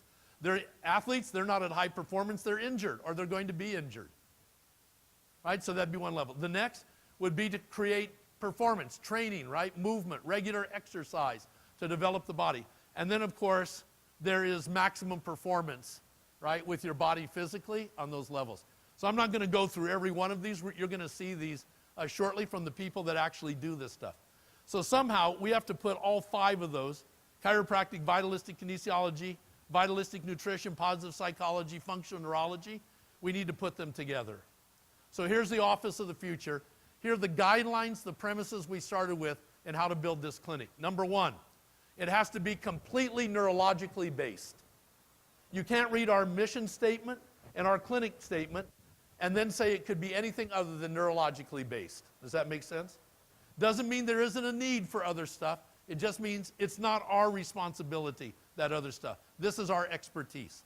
Number 2, each of the professions I just listed is based on a set of unique principles and practices. They don't overlap. They're not to be practiced by each other. They're unique in and of themselves. Does that make sense? Nutrition is not chiropractic. You can have chiropractic and nutrition together, probably in most cases to the benefit of the patient, but chiropractic is not nutrition. They each have their own. Next. The Office of the Future needs to support practitioners to stay within their specialty. Do you want me to say it again? Because I'm sure there's going to be a lot of things on Facebook at the end of today's session. But listen to what I said. We want a system that supports practitioners to stay within the specialty they're trained in. We want their expertise. We may want all of their expertises, but within the care they're providing, we want their full expertise in that area of care. And unfortunately, we have a system right now that doesn't support that. We have a system that says you got to put everything in there, you got to figure out how to do it yourself. Does that make sense? Or reject it completely. And then the patient's out there somewhere else trying to get information, usually from the medical community, about that stuff. The team thing. Next.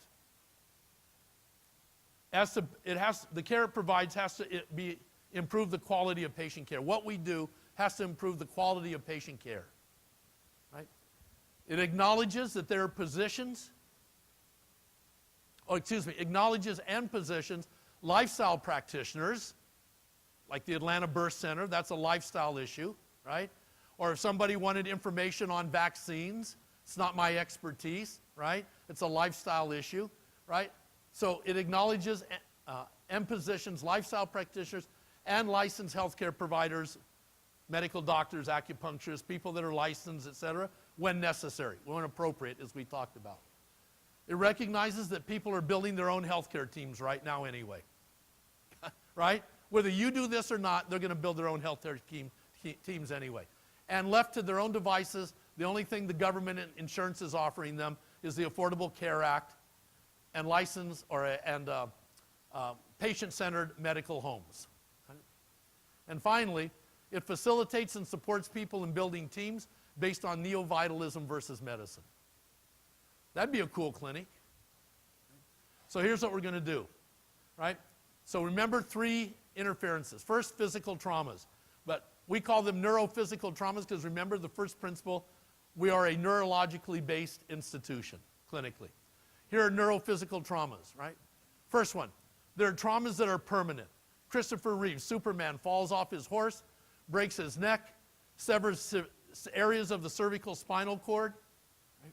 That is a permanent damage to the neurosystem, isn't it? Based on a physical trauma, right? Next one, big one today, these are just examples, where you have direct damage to the nerve system, but not necessarily permanent. Concussion. 50% of all high school kids playing football have already had 1 or more major concussions.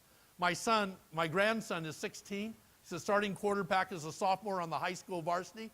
This year he's had 2 concussions already that knocked him out. You follow me? Brutal, brutal.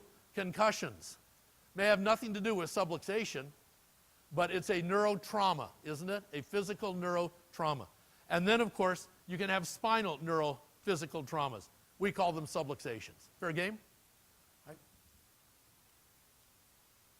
I love this. My chiropractor is Roy Sweat. How many people know Roy? AO, Atlas Orthogonal, right? I mean, if you're going to live in Atlanta, why not go to a master? And there's a number of masters, but I like Roy. Anyway, he always has good golf jokes. My favorite golf joke from Roy is, he always has whenever, if you don't know Roy, he's 89 and has a real unique voice. And when you come in, he goes, Guy, he goes, I can tell what's wrong with your golf game. You're standing too close to the ball after you've hit it, right? Anyway, that's Roy. Anyway, so I was in there one day and I said, Roy, I know I got HIPAA laws and all that. I said, do you mind if I had to wait around a while. I said, do you mind if I just pull out a few files and look at them? He said, no, help yourself. So I just opened a file cabinet, closed my eyes, and randomly took 10 files out. And they all look like this, just so you know, varying levels. So this is a pre-X-ray, right? All you chiropractors in the room, military neck, some disc degeneration, the lower cervical spine, little lipping and spurring starting down there, right? Phase 2 of subluxation degeneration. It's been going on for some decades. Here's the post, right? Length of time between the pre-X-ray and the post-X-ray, couple of hours after the adjustment. Couple of hours after the adjustment. When I was teaching Quest, we used to tell chiropractors, if you're going to take an X-ray, you do any exam, you should be obligated as a practitioner to re-examine that if there's a problem there at some point in the future to see if it's changing or not. That's just good health care. Chiropractors would not take post-X-rays because in their mind they just knew that what they did was not changing how that spine looked. And they'd have to sit there and tell the patient.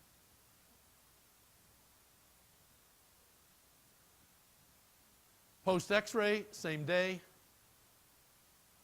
Same day. Now, I'm not here selling Roy's technique or Roy, but I think a lot of techniques do this. Watch, what we do really works. You know that?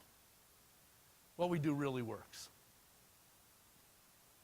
So neurotraumas. Next one are neuro-environmental traumas. Remember?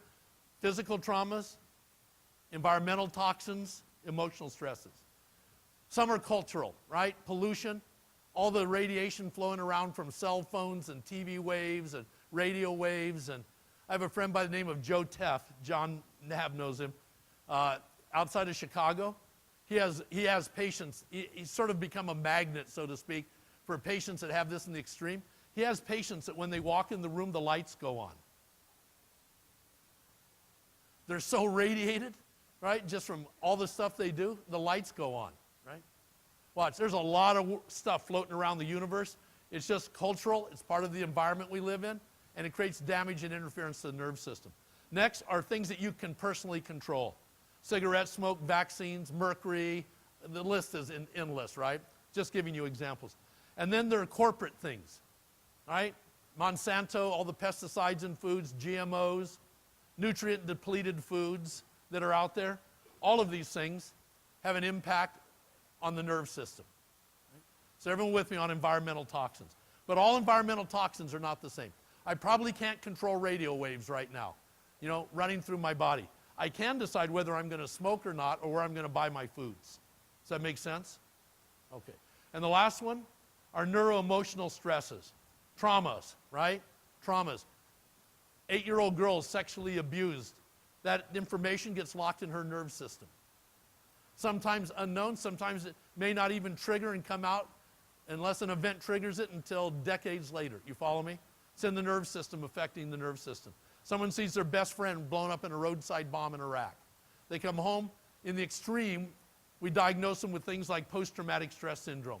In the less extreme, at least we're keeping some stats on this, you know that the vets coming home from Iraq have 22 more suicides per week than the general American population. Now, either we just select people that are prone to this or something happens to them when they get there. You follow me? Neuroemotional traumas. Next, there are pathological traumas that affect the nerve system, right? Genetic things, right, et cetera. Schizophrenia, et cetera. And then there are the personal cultural ones. These are the big ones for us. All the belief systems that we're programmed with before the age of 7. Average kid sitting in front of a TV set 8 hours and 14 minutes a day these days, between the ages of when they're born and the age of 7. Being raised in certain homes and environments where there's fear and stress and non-success and all that stuff gets programmed into the brain. Negative attitudes about the world. They walk into a room, first thing they do is look for the dangers in the room rather than the positive things. Living a life of retribution rather than a life of reconciliation, compassion, and forgiveness. Right? All that was programmed in before the age of 7. And we need to address that, right? Because it affects people's ability to be whole and healthy as human beings. All right, so here we go. There are disciplines designed to correct these neurological interferences. Now, I can't do anything about the pathology ones like Christopher Reeves falling off a horse and severing areas of his cord. I can't do anything about radio waves, but there's a lot of things in those 3 areas that I can work on and train people for. And here they are, and we're going to take a break right now. So here's the deal. Right? We're not going to cover chiropractic because we've been covering chiropractic all morning, and you're chiropractors. But what we want you to see are these next areas. Functional neurology, what is that?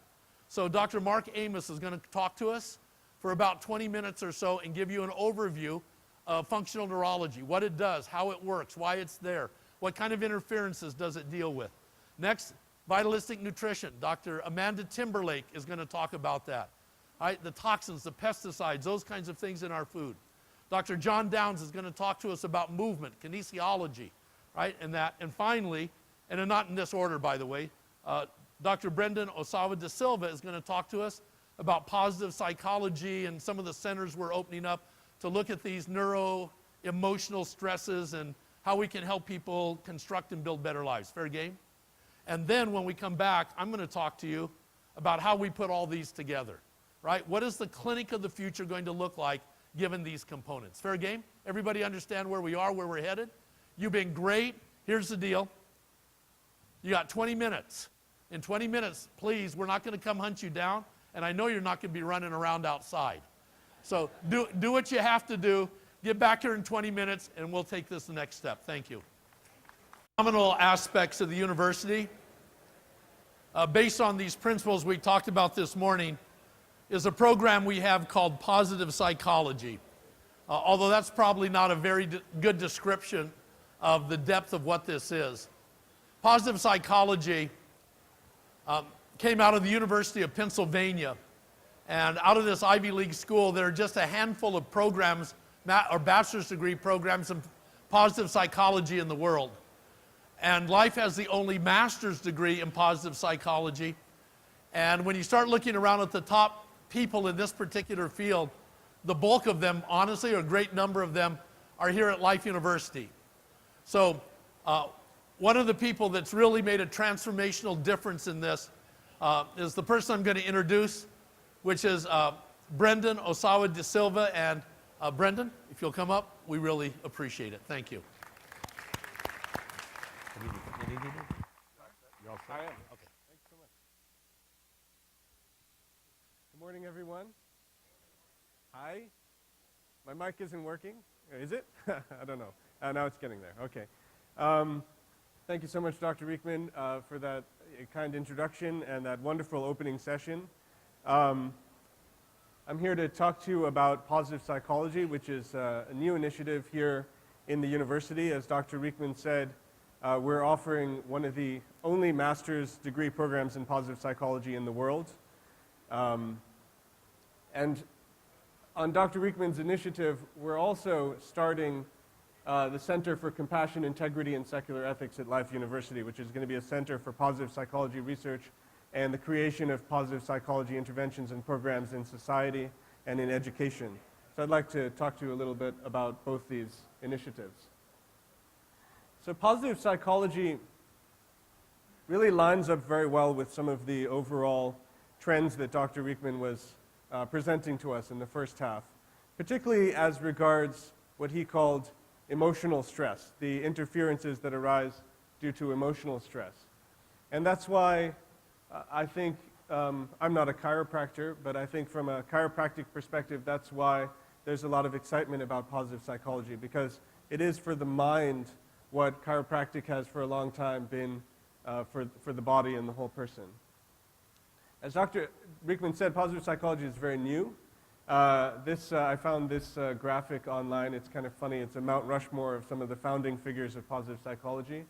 And in the upper left, we've got one of the individuals generally credited as being the founder of positive psychology from the University of Pennsylvania, Marty Seligman. And in the upper right, we've got Mihai Csikszentmihalyi. And in their seminal publication on positive psychology, which was only 14 years ago, they wrote, "Positive psychology is a science of positive subjective experience, positive individual traits, and positive institutions to improve quality of life and prevent the pathologies that arise when life is barren and meaningless." And there's a lot in that statement, so I'll unpack some of that. But I think some of the key things there is positive subjective experience and preventing the pathologies that arise when life is barren and meaningless, which is different from treating pathologies after they've arisen. So, oh, thanks. Thank you. So Marty Seligman, in 1998, he became president of the American Psychological Association, which which I've been told is the largest scientific association in the world. It has over 160,000 members, and it's just here in the States. And he used that platform to give a presidential address at the APA National Convention in 1998, in which he launched positive psychology as a new initiative. And the way he did it was very interesting. He said that in the United States, we've seen unprecedented economic development. We've seen unprecedented geopolitical influence. You know, this is not too long after the fall of the Berlin Wall and the fall of the Soviet Union and so on and so forth. So the idea was America was going to rule the world. You know, now maybe we're a little less optimistic about that. But he said that despite all that increase in wealth and power in the US stood before a choice. And that choice would be to only keep pursuing economic development and political power, which he said would lead to increasing selfishness, alienation between the more and less fortunate, and eventually chaos and despair. Or to focus on actions that would lead to well-being, to positive individuals, to flourishing communities, and to a just society. So in other words, having accomplished a lot of the material conditions that are necessary, the choice was, do we just continue in our material development, or do we turn to things that are more meaningful? And can we be an example to the rest of the world in leading to the good life, not just the materially good life, but the good life in all its richness?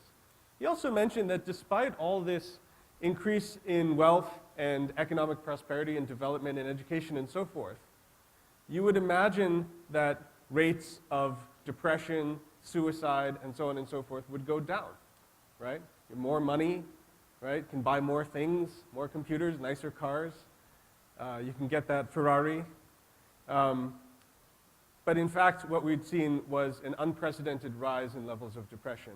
And alarmingly, especially among young people, the onset of rates of depression was getting younger and younger and younger. And for the first time, we were seeing college students, high school students being diagnosed with depression.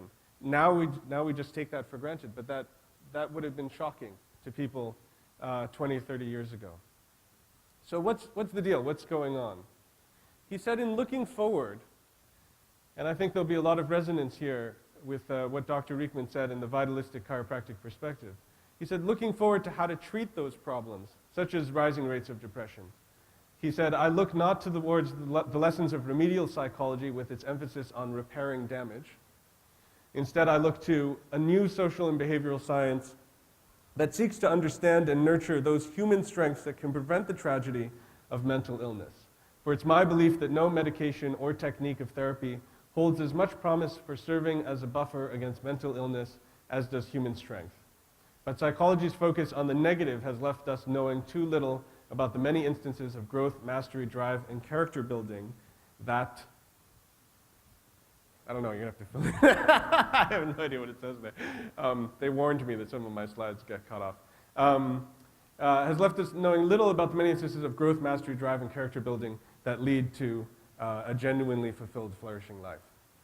So the idea here was a shift away from what we might see from a chiropractor's perspective as a biomedical model of diagnosing illness and treating mental illness towards an idea of focusing on nurturing the inner strengths and capacities and potentials within people, the positive emotions and positive behaviors that could then, in Seligman's belief, prevent the onset of things like depression. Now, in 1998, that was his belief, right? So science isn't based on belief. But he was basically throwing down the gauntlet. And together with Csikszentmihalyi, challenged young psychologists to move in this direction and do research and see whether we could find empirical grounds for his belief. And that has been positive psychology over the past 15 years. Last year I was at the International Association for Positive Psychology, which met in Los Angeles. And it was not only was it physically a very large conference, there were about 2,000 people there, which is remarkable for a movement that just started in the past 14 years. But also, I've never been at a conference where there was as much excitement and as much activism by young people, active engagement by young scholars, graduate students, people who wanted to go into graduate school.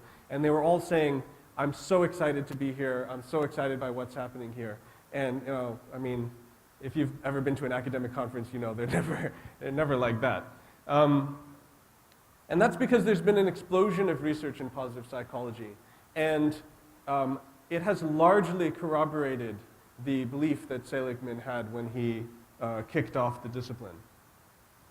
That research, and this is actually some of the faces, some of these people are some of the faces that were on that Mount Rushmore, has been in a couple key areas. One is happiness and satisfaction with life, the work of Ed Diener. Ed Diener was the first person to try to measure happiness and measure life satisfaction. Prior to that, when people talked about measuring happiness in psychology, they'd just be laughed at. So he created the satisfaction with life scale, which is still used today. It's been used all around the world. The areas of flourishing, which is a big figure in that has been a friend and colleague of mine at Emory, Corey Keyes, who's also now been here as part of the Octagon and is going to be working with us on some projects. The work in flourishing showing that even if you don't have mental illness, right, or regardless of whether you have mental illness or a lack of mental illness, if you have positive mental health, meaning you have happiness, satisfaction with life, you have positive self-regard, positive regard of others, good relationships, you end up having lower rates of mortality, lower rates of suicide, lower rates of mental illness, even when you control for the presence or absence of mental illness. So independent so mental health, in other words, what Corey has discovered, mental health is not just about, you know, do I have depression or I don't have depression? Do I suffer from anxiety or bipolar disorder or do I not? It's also about the presence of these positive traits, and these have a tremendous impact even on how long we live, and a whole range of measures of success in life. Work in positive emotions, Sonia Lubomirsky and Barbara Fredrickson. This research has been on examining when we have more positive emotions, more feelings of happiness, joy, satisfaction, and so on in our life, what does that do to us in terms of our performance, our success, and so forth? That work has been quite groundbreaking. Flow. So Csikszentmihalyi, I'm sure, have any of you heard of the concept of flow? No? Nobody? Okay. So this shows how we move in narrow circles. So in my circle, everybody knows about flow. But I thought it has kind of seeped out slowly, especially in terms of study of athletics and so forth. But flow basically means being in the zone. So there are moments when you're an athlete and you're performing, say you're a tennis player and you're playing a game, or you're a musician and you're kind of, you know, jamming away on the drums or guitar, and you go into this moment where time seems to stand still. You know, you're an incredible sense of focus, your incredible sense of happiness, everything seems in harmony. You know, I play guitar.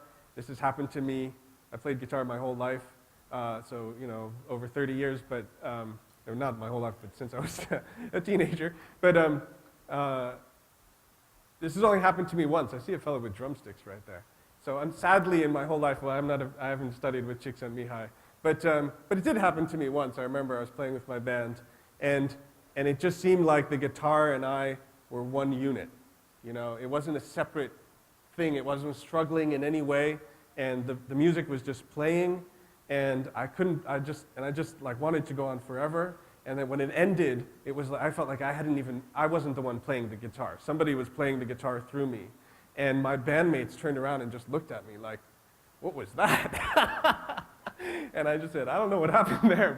But so sometimes we experience these moments like that. We can experience a moment like that when we're in love with another person, and just time seems to stand still. That's flow.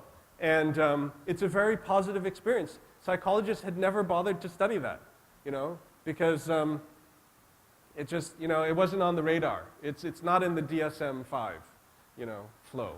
There are only bad things anyway in the DSM-5. None of these things are in the DSM-5. Gratitude. A fellow called Robert Emmons, first guy to dedicate his career to studying gratitude. Gratitude is such an extremely important thing when it comes to our happiness, right? It doesn't matter how much money we have.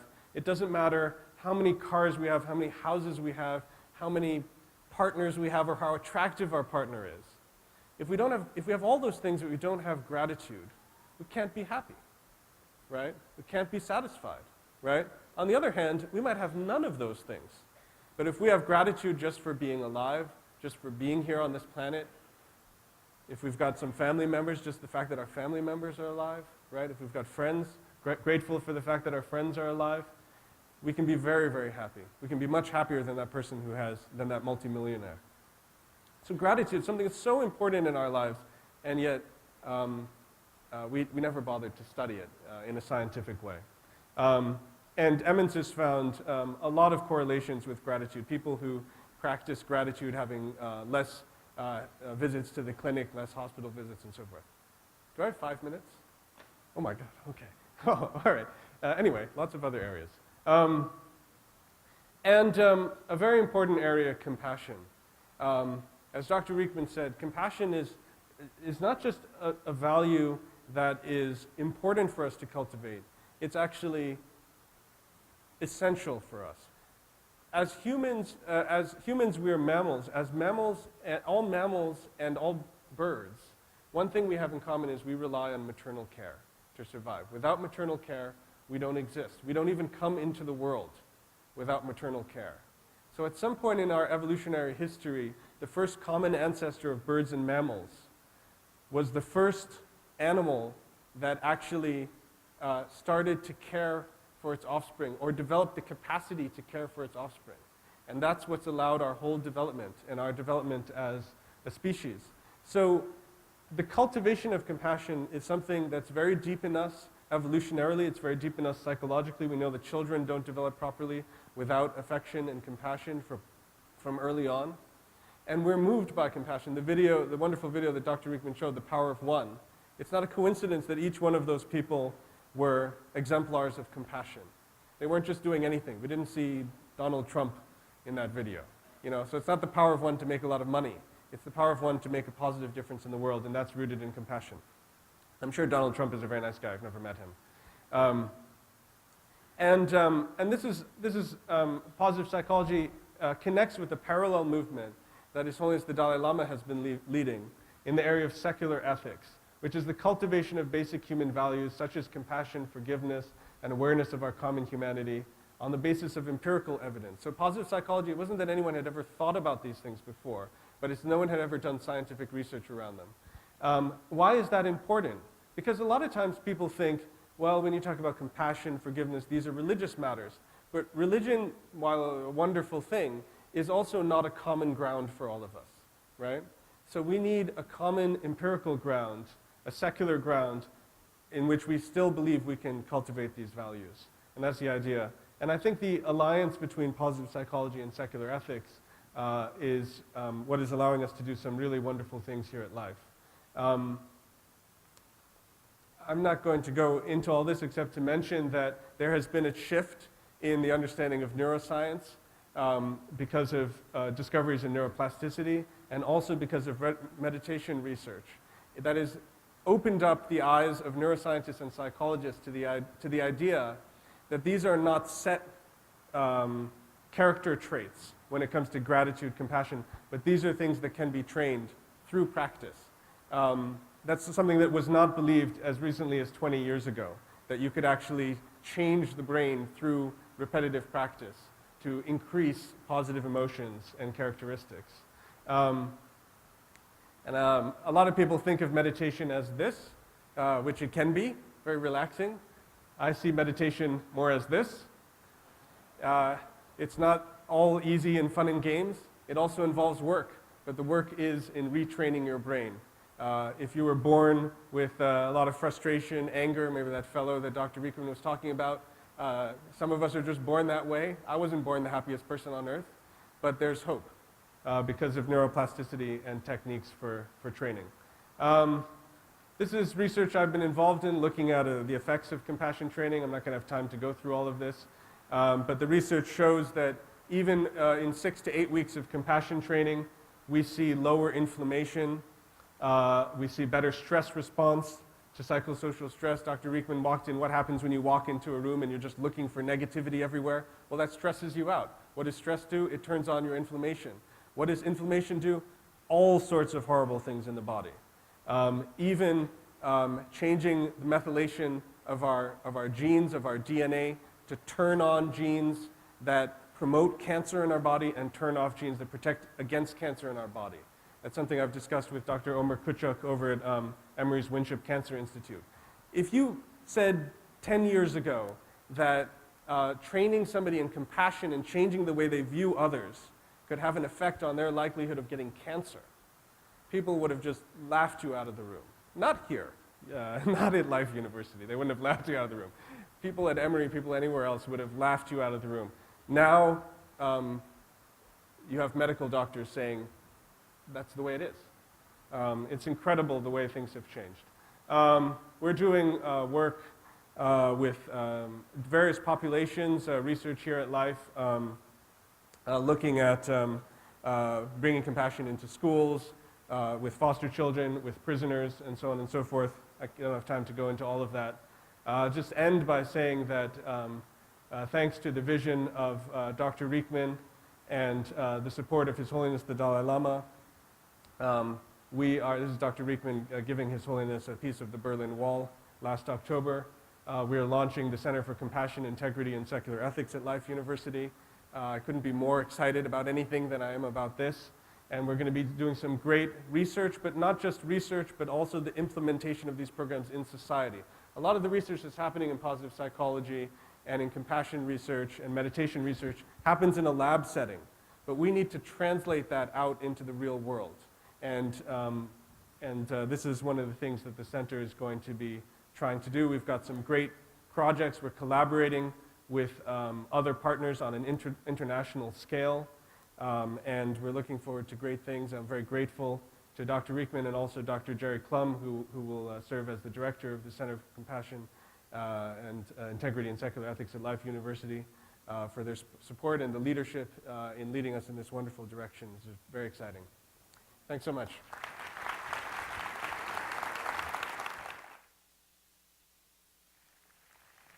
Thanks, Brendan. Fabulous. How would you like to have like maybe 3 hours of that next time? Yeah. Yes, right?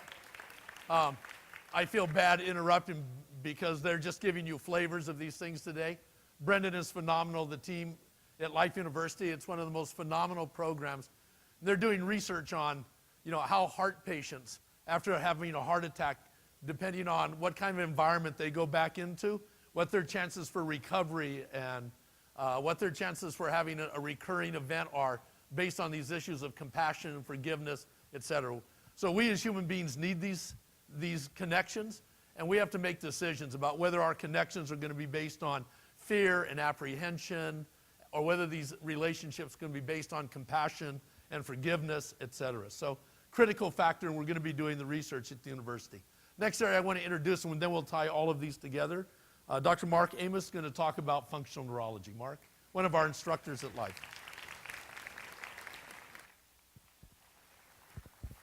Thank you very much. Thank you for the opportunity, Dr. Rieckmann, to be here. If I have this in the middle of the stage, it'll drive me crazy. One of the things about functional neurology, we've got several different preconceived notions. Is it the cat in the hat kind of scarf back and forth with the red and white stripes? We might have seen the NBC newscast with Sidney Crosby being treated in our clinic here, where they put him in a gyrostim and spun him around in different directions, and now all of a sudden he's able to play hockey again. Well, there's a little more to functional neurology than taking a cat in the hat scarf right in front of someone's eyes, and there's a little more than just sticking someone in a gyrostim. But we've had functional neurology with us in this profession since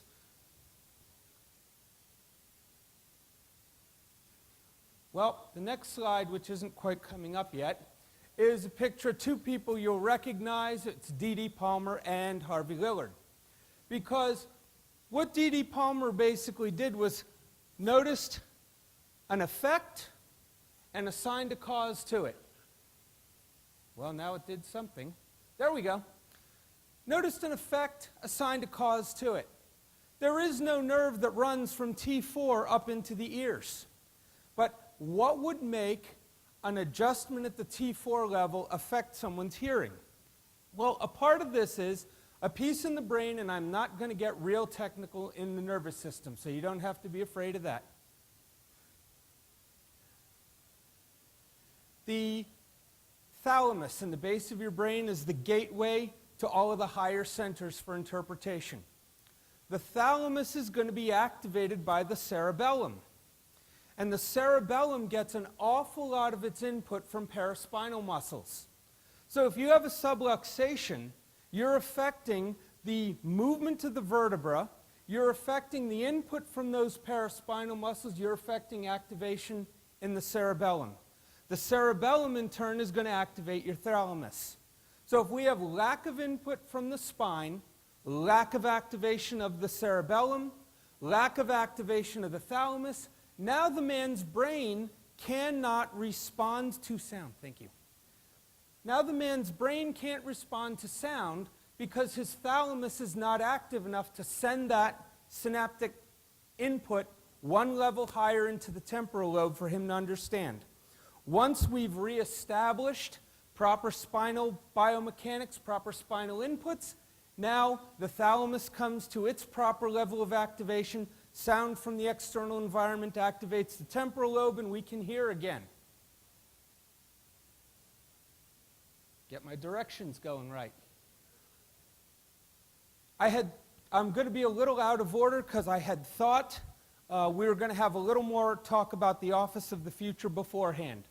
And Dr. Riekman had told me when we had this talk a couple of days ago, he said the subluxation level, he was using the working term of a tick, the chiropractic bit. This is where we all live.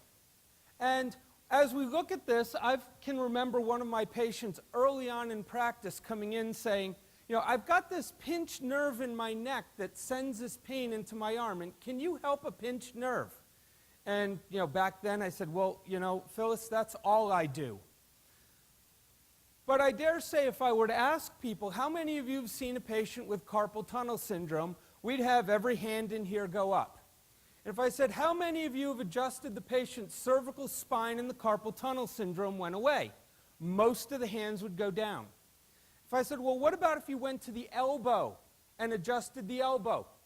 A bunch more hands would go down. What about adjusting someone's wrist or taping someone's wrist even? The rest of the hands would probably go down. Because the same thing occurs with thoracic outlet syndrome with sciatic pain. Adjusting low back, sacroiliac joint, these things have their root cause there. But these are mostly peripheral in nature. There's a nerve being pinched in an IVF. There's a nerve being pinched at the elbow or carpal tunnel. We excel at that in just the subluxation-based care. However, every adjustment we give has a central consequence to it. It has an autonomic consequence. And we've all had these patients who they kind of drag themselves in, and it's not that they're dragging themselves in with a limp and they can't hobble, but they're kind of tired. We do our adjustment and they wake up, spring off the table and go, wow. There's an autonomic consequence to that. But why isn't that with every patient? Because not every patient would have that kind of autonomic response due to the type of subluxation. Similarly with central consequences. Now, an example to kind of bridge, well, chiropractic care, how do we get to the neurological level? The trochlear nerve. The trochlear nerve innervates a muscle called the superior oblique. That muscle turns the eye, get my hand proper with turns the eye down and in. If the superior oblique muscle does not get its proper innervation, the eye rotates up and out, as shown in the picture here. This person cannot see horizontally properly because the eye has a map inside it of what's up, what's down, what's horizontal and vertical. So what this patient's going to do to resolve the double vision is to tilt her head. Now, when we look at this little girl with the trochlear nerve palsy, is there going to be asymmetry in paraspinal muscle tone side to side on her neck? Are we going to have spinous rotation associated with that lateral flexion? Are we going to have maybe some lateral wedging? And we put together all of those components of the chiropractic listing. If we do a chiropractic adjustment to this patient, this is her compensated state. This is where the world makes sense to her. Her eyes line up horizontal and vertical, double vision is resolved, and she can function this way. All of her paraspinal muscle, vertebral body rotations are meant to compensate for that central nervous system dysfunction. A chiropractic adjustment, I'm not going to say isn't going to help the patient because I think it always has that opportunity, may or may not help this patient. It may be removing her ability to compensate for something going on in the brainstem. And at that point, if this patient's not responding well to care, always going back to this position, it may be a little bit deeper in the nervous system. So the field of functional neurology is described by the ACNB, the American Board of Chiropractic Neurology, says it's about engaging the internal and external environment in a structured and targeted approach, going back to that neuroplasticity that we just heard about.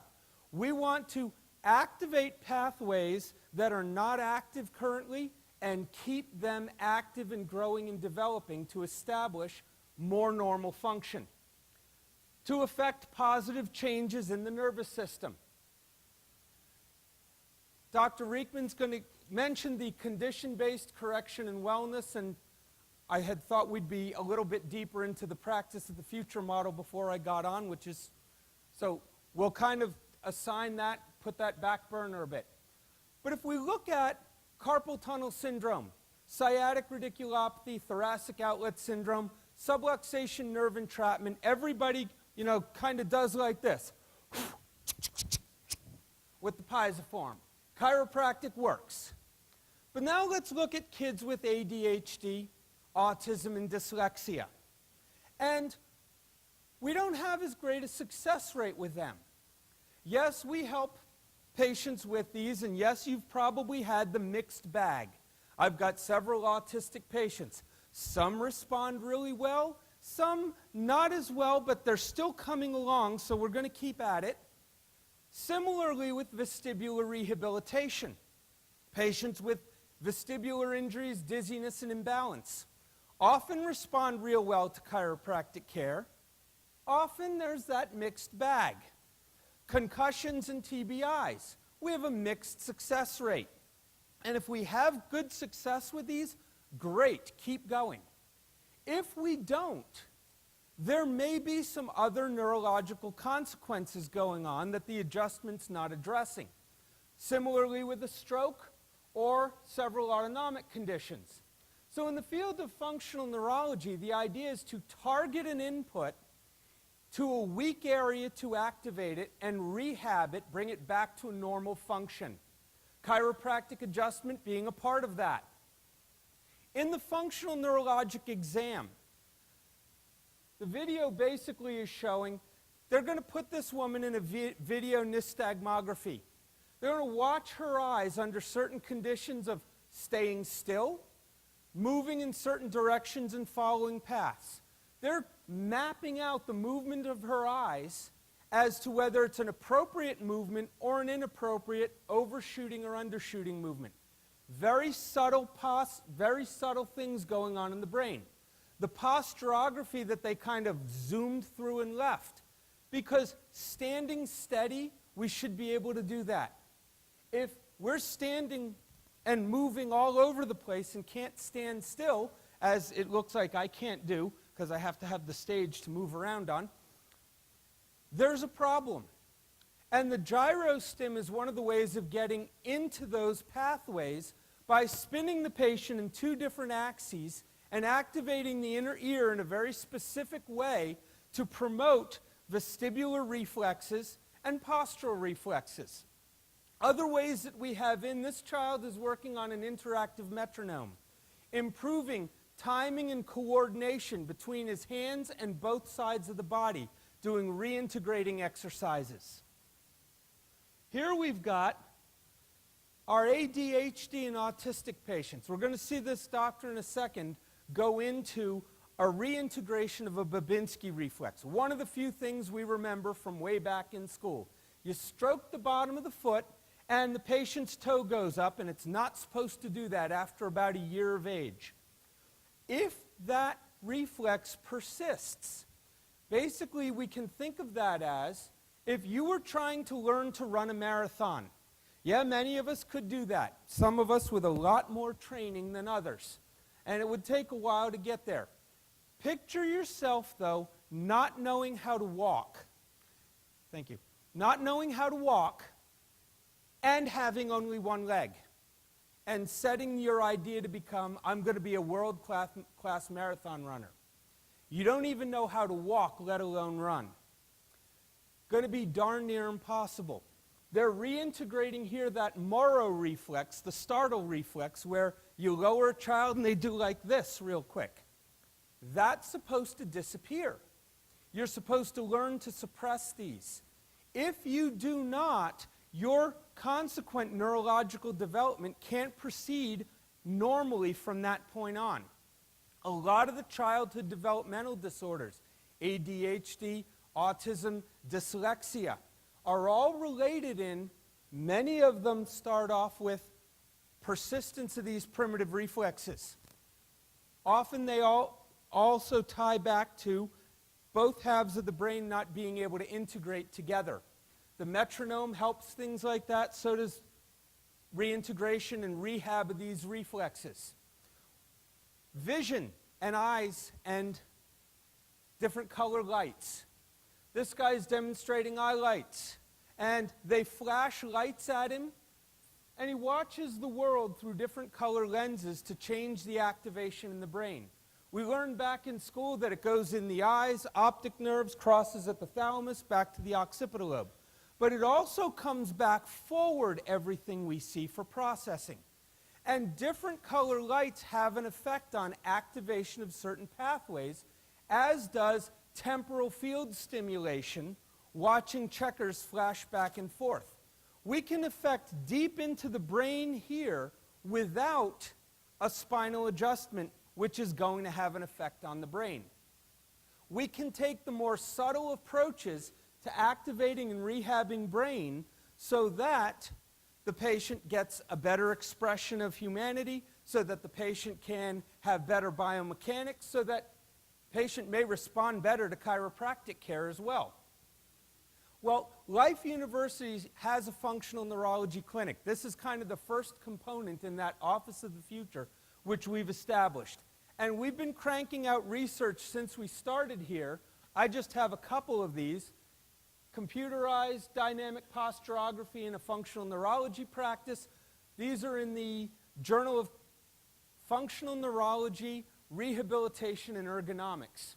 Postural disturbances associated with whiplash injuries, effects of whole body rotations. We're doing studies and designing and drafting new studies in our functional neurology clinic all the time. We also have right now our Office of Sponsored Research is jumping in on this concussion thing, with half the high school football players having concussions, with concussion being described as everything wrong with any NFL player. It's taking that coming up to the forefront role in healthcare. And Life University is riding that wave at the very beginning here. Our Office of Sponsored Research is establishing norms for electroencephalography and then doing post-concussion testing, integrating that with gyrostim as rehab. Our future plans here is going to involve a lot of traumatic brain injury research and taking a role in that. Our current Functional Neurology Center director would like to be working with our athletics, and I talked with him about that last week when he was in. They want to start doing pre and post neurocognitive testing with our athletes. They'd like to begin identifying athletes after a concussion, beginning treatment and monitoring their results. And we also have wellness programs. We would also like to be working with our athletes before concussion to improve athletic performance. To this end, Life is committed to this model. We've got our functional neurology unit cranking up, and we're going to be starting with the positive psychology, the vitalistic nutrition, and the kinesiology. Our clinic here for the functional neurology is open to the public and to practicing doctors. On the website of Life Functional Neurology Clinic, there's forms that basically give you information on how you can bring your patient into our clinic, play a role in that patient's care, observe what's being done, leave with some rehab exercises that the patient can be doing that you can monitor and take a role in this. We're not expecting you to come in, put your patient in the gyrostim, and move on from there. But you'll be working in contact with the doctors that we have here and hope to establish this as a model of care where when there's that dead end in the tick subluxation level, one step we can take off to the side is let's bring the patient into the functional neuro level and then maintain the patient in the chiropractic level. I think I've got it. Thank you very much for your attention.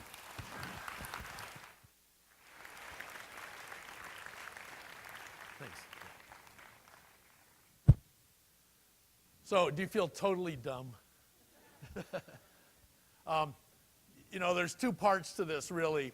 One is understanding the neurology of all of this. And at Life, with our new curriculum, there are 6 areas that we've committed to teaching our students or graduating our students at a diplomate level of understanding. And one of those areas is neurology. Now, that doesn't mean they can practice this, because the second part of it is the actual clinical practice of functional neurology, which is additional training. But we're getting ready to start a master's program in it. And it's really set up, as Mark was saying at the end, for chiropractors to send their patients in for these evaluations.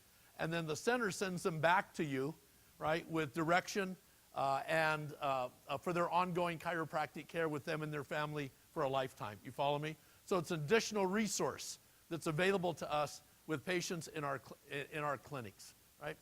That being said, I want to talk about nutrition. Dr. Amanda Timberlake. Amanda?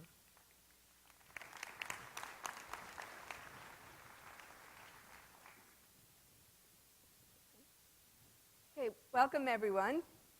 I'm Amanda Timberlake. For those of you that don't know me, I know some of you I have had as students in the past. I am in the Sport Health Science Department currently, but previously was in the Nutrition Department. Very interesting, we not only have an exercise science program for our undergrads, but we also have a health coaching program, which is a combination of nutrition, exercise science, and psychology. So certainly after today's lectures, you will certainly appreciate that.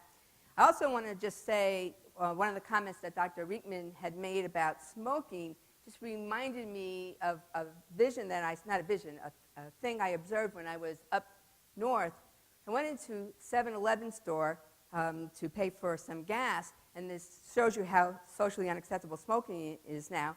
And this man went up to the counter and he says, "Yeah, like a dozen condoms and a pack of cigarettes." So definitely socially unacceptable, and of course with our positive psychology, we would try to help people with kick the addiction. So the question would be is, what is vitalistic nutrition? I think we all could agree that a good definition would be appropriate intake of nutrients so that the body can function optimally.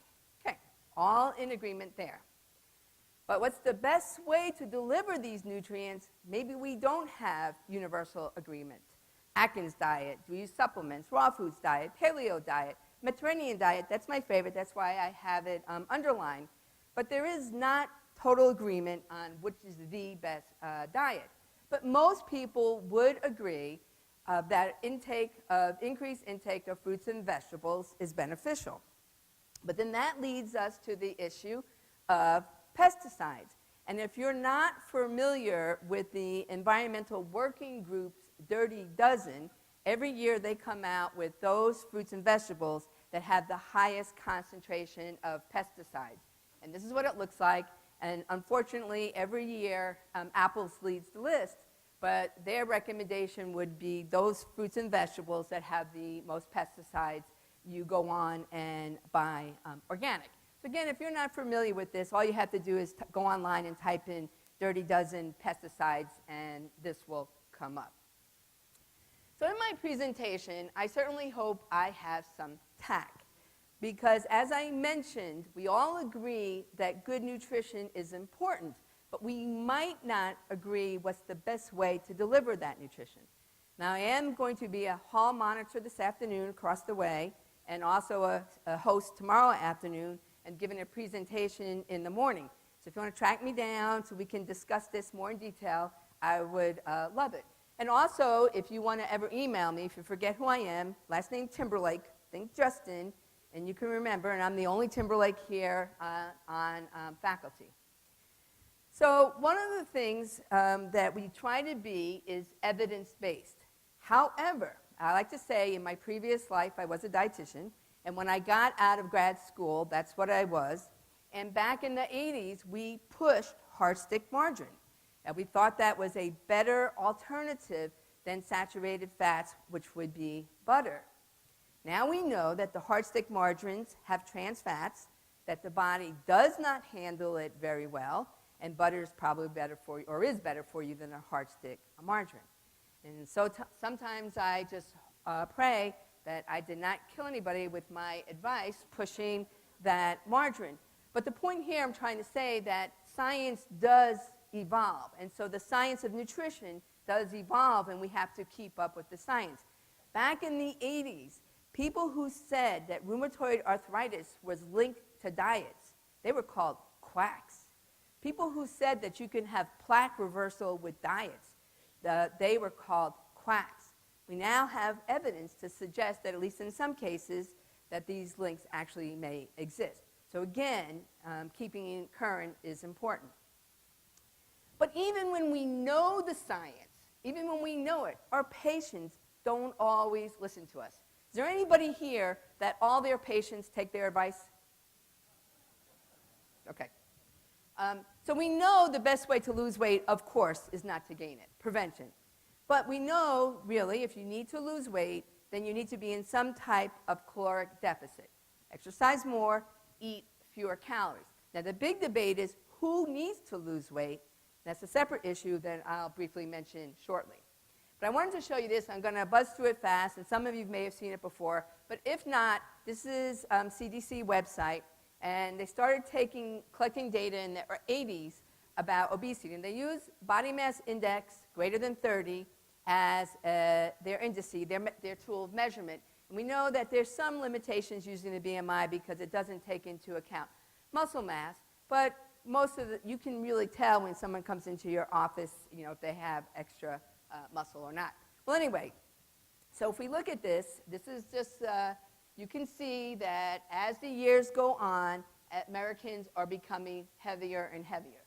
So that even if we are making recommendations to our patients on what they should and should not be doing so they don't gain weight, they're obviously not following our recommendations. So we see in 1991 they had to add another category of obesity, so keep collecting data. And finally, by 1994, we have half the country being having 15 to 20% obese. Keep going, more data collected. Then we had to add another category, greater than 20% of the state being obese, and more data, more years go by. 2001, we had to add another category, greater than 25% of the state becoming obese. Time goes on, and we see, of course, Southeast always leads the way, and Southeast and West Virginia. And in 2005, even another category, where greater than 30% of the state becoming obese. And again, the last holdout was Colorado. And finally, they did get up to the 20%. Now, what happened after 2010 is they changed the way they started collecting data so that they don't have the same colors because they changed the way. But if we look at the 2013, we now see greater than 35% obesity in some states. So again, we all know that gaining too much body fat would not be a healthy thing. Well, it's interesting. They had this big seminars and program and trying to come up with some type of agreement in New York several years ago about what is the best way to deal with this issue of obesity. And there was only two things that all the experts agreed on, only two. And one was that we eat too much sugar in this country, and number two was we do not get enough exercise. Everybody else had different opinions: high protein, low protein, high complex carbs, more fiber, many meals, several meals, smaller meals. So again, we're discussing an issue that we all know is a problem, but we don't have universal agreement on what the best approach is, other than to not eat so much sugar and to exercise more. Now, if we're discussing weight loss, and we're going to say a definition of success, lose 10% of the weight and keep it off for 2 years. Okay. What is the success rate in the U.S.? What do you think? 10%? Anybody else? 5%? Anybody else? 2%? Wow, we're an optimistic bunch here. Anything else? Well, we don't know. Guess why we don't know? Because nobody collects this data. If you look at it, even in the scientific literature, most of the studies are 6 months. We just don't collect that kind of data. Now, there is something called the National Registry of Weight Control. And it's if you know somebody who's lost 30 pounds or more and has kept it off for 2 years, submit the data, and they do collect data. And it's interesting, people who have lost weight, who are in the registry, have lost weight all sorts of ways, healthy or unhealthy. But to keep it off, they all have exercise, minimum 60 minutes a day, cut back on their alcohol, and cut back on their sugars and fats. Okay. Well, we know the dieting industry, multi-billion-dollar industry, not telling you anything you don't already know. And there's going to be a reason why I have all these numbers I'll show you in just a minute. So the Federal Trade Commission, they're in charge of evaluating the advertising, came out with this big study, not study, it was more like a position paper booklet. And basically what they concluded was 50% of the ads, and this is for programs, books, supplements, drugs, everything put together, 50% of the ads are fraudulent, 45% are greatly exaggerated, and 5% maybe are accurate. And then they came up with voluntary guidelines that very few businesses follow. So, in addition to this, studies have shown or estimated that anywhere from 1/4 to 1/3 of people who are obese have some type of binge eating disorder.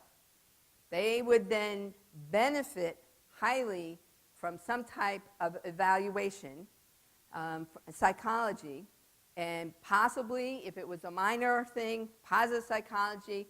If it was a major thing, some type of referral to eating disorder, but a person who had the expertise in psychology would know if they needed to refer out or not. They've also evaluated the American public, the CDC mostly, and less than 25% of Americans get the exercise that is recommended.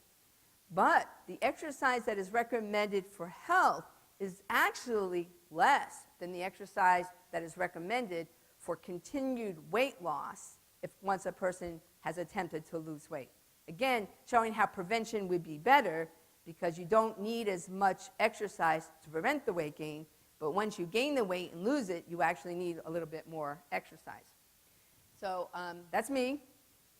And I just want to mention there is a difference between stress eating and binge eating. So that if you're out there and you occasionally do comfort foods to help you with your stress, that's different than binge eating, because binge eating is a loss of control, a feeling of a loss of control. Okay, now, here's where I was going to try everything together. So assume you have 100 people out there. They haven't talked to you yet. 100 people out there who are trying to lose weight. Right off the bat, 30 of them have some type of binge eating disorder.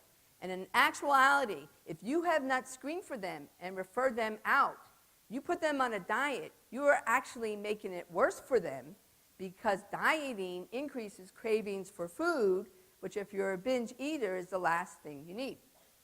Okay, so that leaves us 70. Study after study after study shows that you can lose weight if you just diet. You cannot keep that weight off unless you exercise.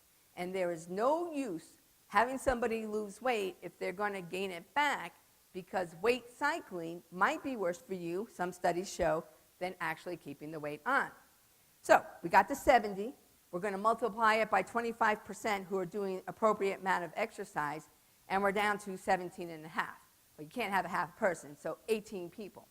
So you got 18 people out there who actually even have the foundation and the skills they need to lose weight, but they're out there using the programs that are currently being advertised, and half of those are fraudulent.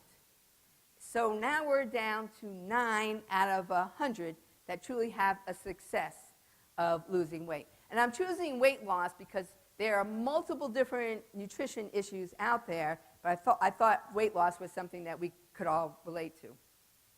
Oh, and Dr. Riekman, I do need to check with you, but we have this feeling here as faculty that if you give credit to an author, it's not really plagiarism. And so I have a slide in here that's from Dr. Riekman, and I'm giving full credit to him. And if it's in his presentation, but in this clinic that Dr. Riekman will be talking about later, we mentioned this idea of referring out. So if you had somebody that was coming in and they were corrected chiropractically, if there was neurological issues, and those would be taken care of, so they were perfectly able to exercise, and we could evaluate them and get them on a good exercise program, evaluate their psychology, put them in a positive psychology program, and if they had some type of something that needed more serious counseling, be referred out, and then get them on a decent type of diet. It's kind of interesting because if you think of this, I don't know how many of you are familiar with this idea of intuitive eating, but intuitive eating is teaching your patient to eat when you are hungry and stop when you are full. That's kind of vitalistic nutrition. And if you already do that, then you probably even wonder what's the big deal. But there are people out there that don't even know what it's like to be hungry because they are constantly eating through the day. Or they don't really know how to stop when they are full and are constantly feeling uncomfortable after the meal. So again, this is something we would evaluate for, and if we found that was something that needed more work on, we would work. I just want to mention real brief about Steve Blair. I don't know how many of you are familiar with his work or not, but he was past president of American College of Sports Medicine. He was a leader. He's now a professor, full professor at South Carolina, but he was president of Cooper Clinic for many, many years. And he looked at the relationship. He was kind of short, kind of round, and at these meetings you would always see him out running with the tall, lean guys. And he said he just got so tired of people telling him he was unhealthy because he was a little round. So he started doing data, and basically what he found, if you were a little overweight, but you had a high fitness level, you were healthier, you had less cardiovascular disease risk than somebody who was normal weight with low fitness. So again, I don't want to emphasize too much about the weight. I just, again, use that weight as an example because I thought we could all relate to it. Briefly mention supplements. Supplements, in my opinion, is a bridge from poor diet to good diet. Supplements also are sometimes used for treatment.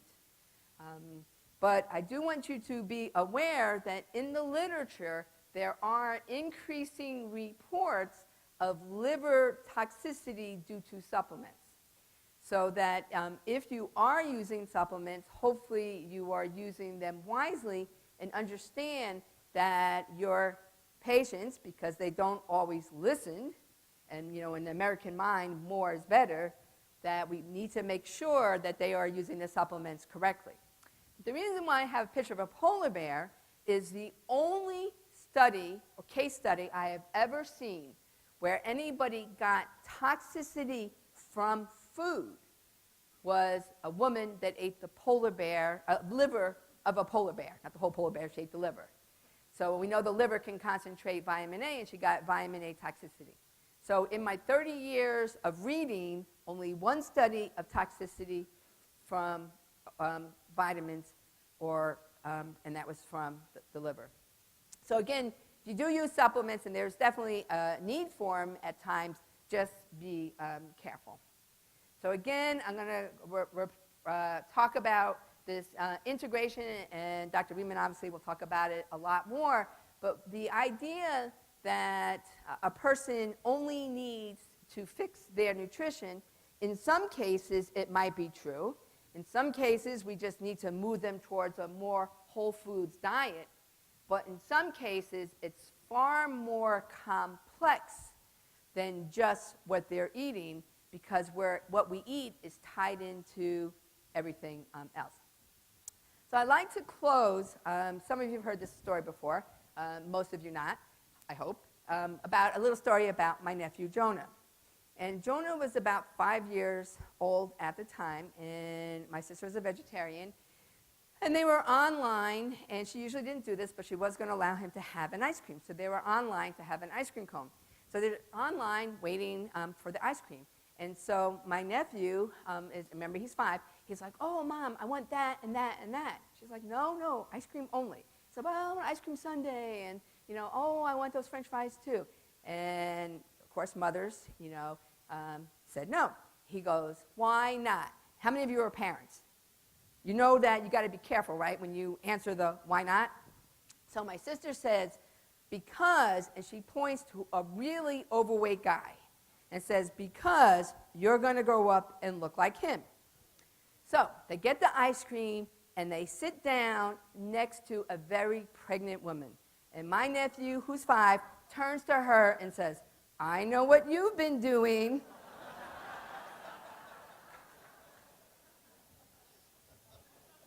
So whatever ideas you have, I think we have to, sometimes I find people who have preconceived ideas. You're big, you're small, you eat meat, you don't eat meat. We have to be open. We don't know what's going on. The better we can evaluate, the better we can help and treat. Thank you very much.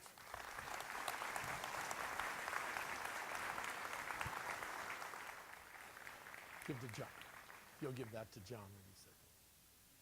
Thanks. And then one last component, and then as as Amanda Timberlake said, we're going to try to put this together and talk about what it might look like on the ground, right, where traction meets the road, not just in the theoretical realm. So last component, and there's no one better literally on the planet to talk about this than our own Dr. John Down. John?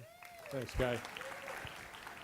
Okay, so to put into perspective the Office of the Future and this vitalistic kinesiology, we're just going to deal with human movement under the performance and physiology concept, with it being neurologically focused. And what that means is, within the human system, we've got these 3 major circles that create life.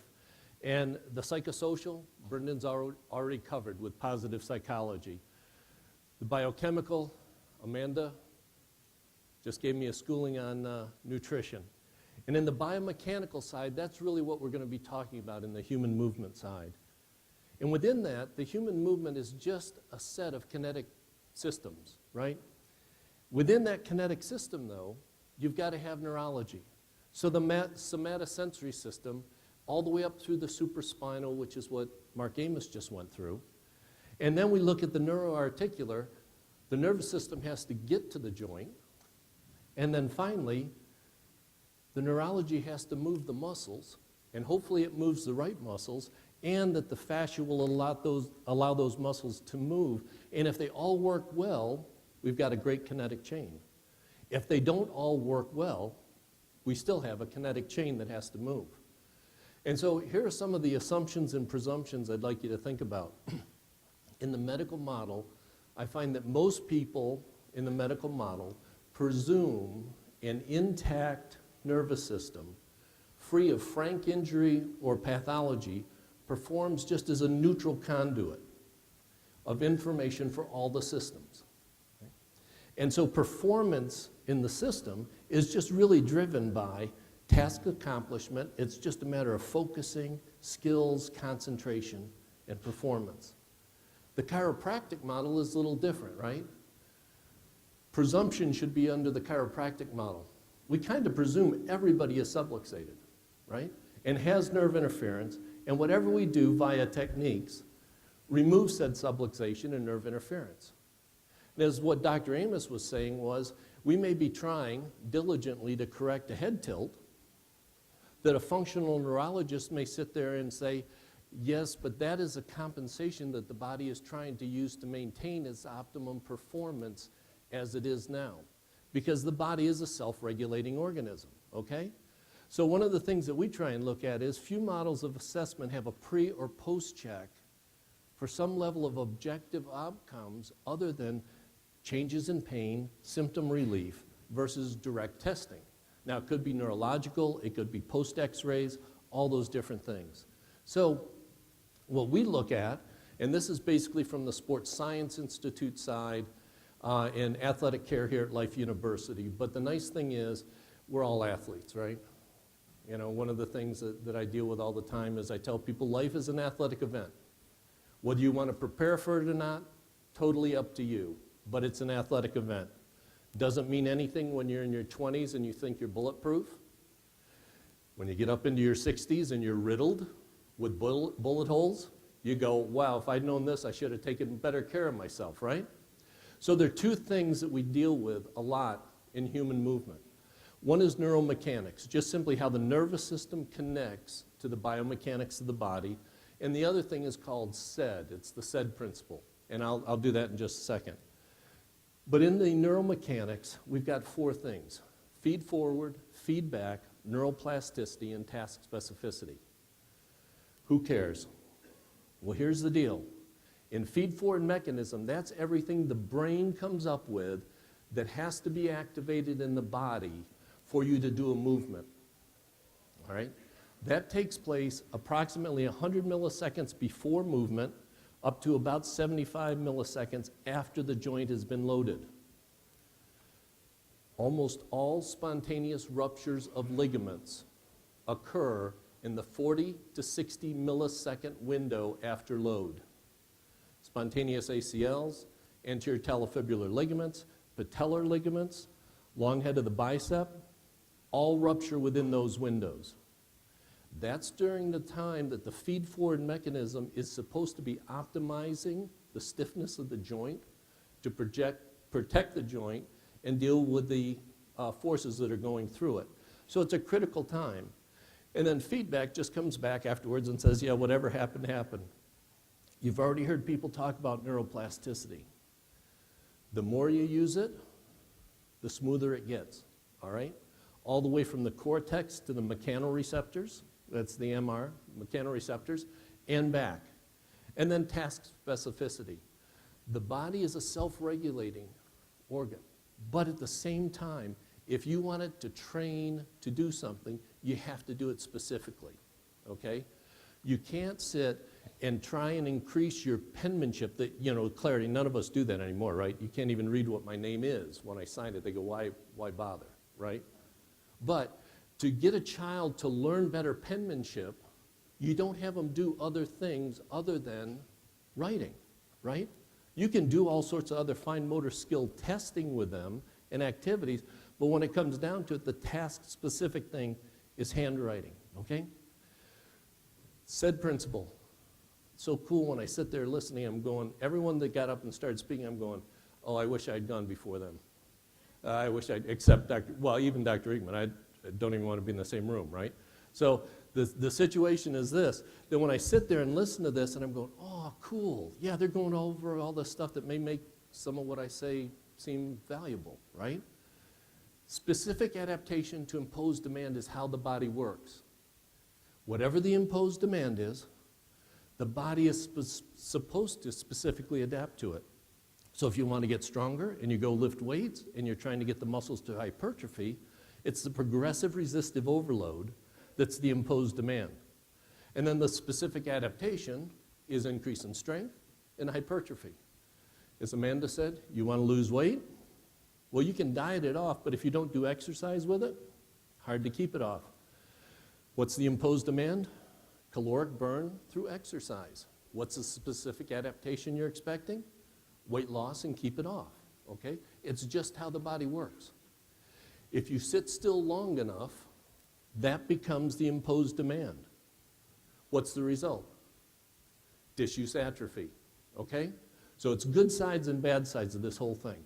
But we use those two components in human movement really easy because it makes it really practical. When we look at it from a chiropractic point of view, we know that the spinal adjustment does stuff, right? We know that the spinal adjustment comes back and ultimately produces good function. And this is from Havoc and Holt and Murphy's work. So we know that happens. And as you see it, everything is appropriate, right? We've got afferent input, sensory motor, somatosensory, all those things come back for good function. Well, in 2006, Punjabi came up with an article, his hypothesis of how things work. And I thought, well, that's a great parallel. Because in his theory, when you get the right information in, and it goes into the neuromuscular control unit, i.e. the brain, what comes out is a normal response. A normal muscle response pattern. The output, no adverse consequences. But what I want you to look at is the feedback loop, right? The feedback loop says, whatever you ask it to do, that's what we did, all right? Now, he said, but I think, this is my hypothesis, when things go wrong, they go wrong because something corrupts the transducers. Something corrupts the input signal. Well, Dr. Eatman just talked about the three different types of trauma that we can have in the body. So it could be toxins, it could be direct trauma, it could be stress, it could be any of those things. Punjabi's model was it had to be injured somehow, okay? But all I look at is if we can corrupt it and it goes to the brain, then what the brain sends back out is a corrupted signal. That corrupted signal now leads to a corrupted muscle response pattern in movement. And the feedback is the crud you sent me is the crud we did, okay? Garbage in, garbage out, cycle.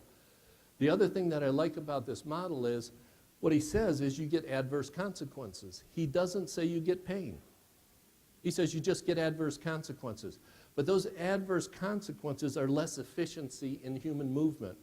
And over time, that leads to tissue inflammation, and then finally, chronic back pain. That was Punjabi's theory of how we get this idiopathic low back pain with no trauma with it. So what we've set up, and we do it with our athletes here at the school, and I just made it easy from a layman's point of view, layman meaning that the process is a need recognition protocol. You can call it clinical assessment, all right? All it's saying is that we recognize there's a clear relationship between the neurological, biomechanical, myofascial, and operational efficiencies of human movement, all right? And when we have that, any region in the body that is symptomatic without a history of direct trauma should be evaluated for local, regional, and global performance efficiencies in all four categories. And as Dr. Eatman said, we want to be neurologically focused.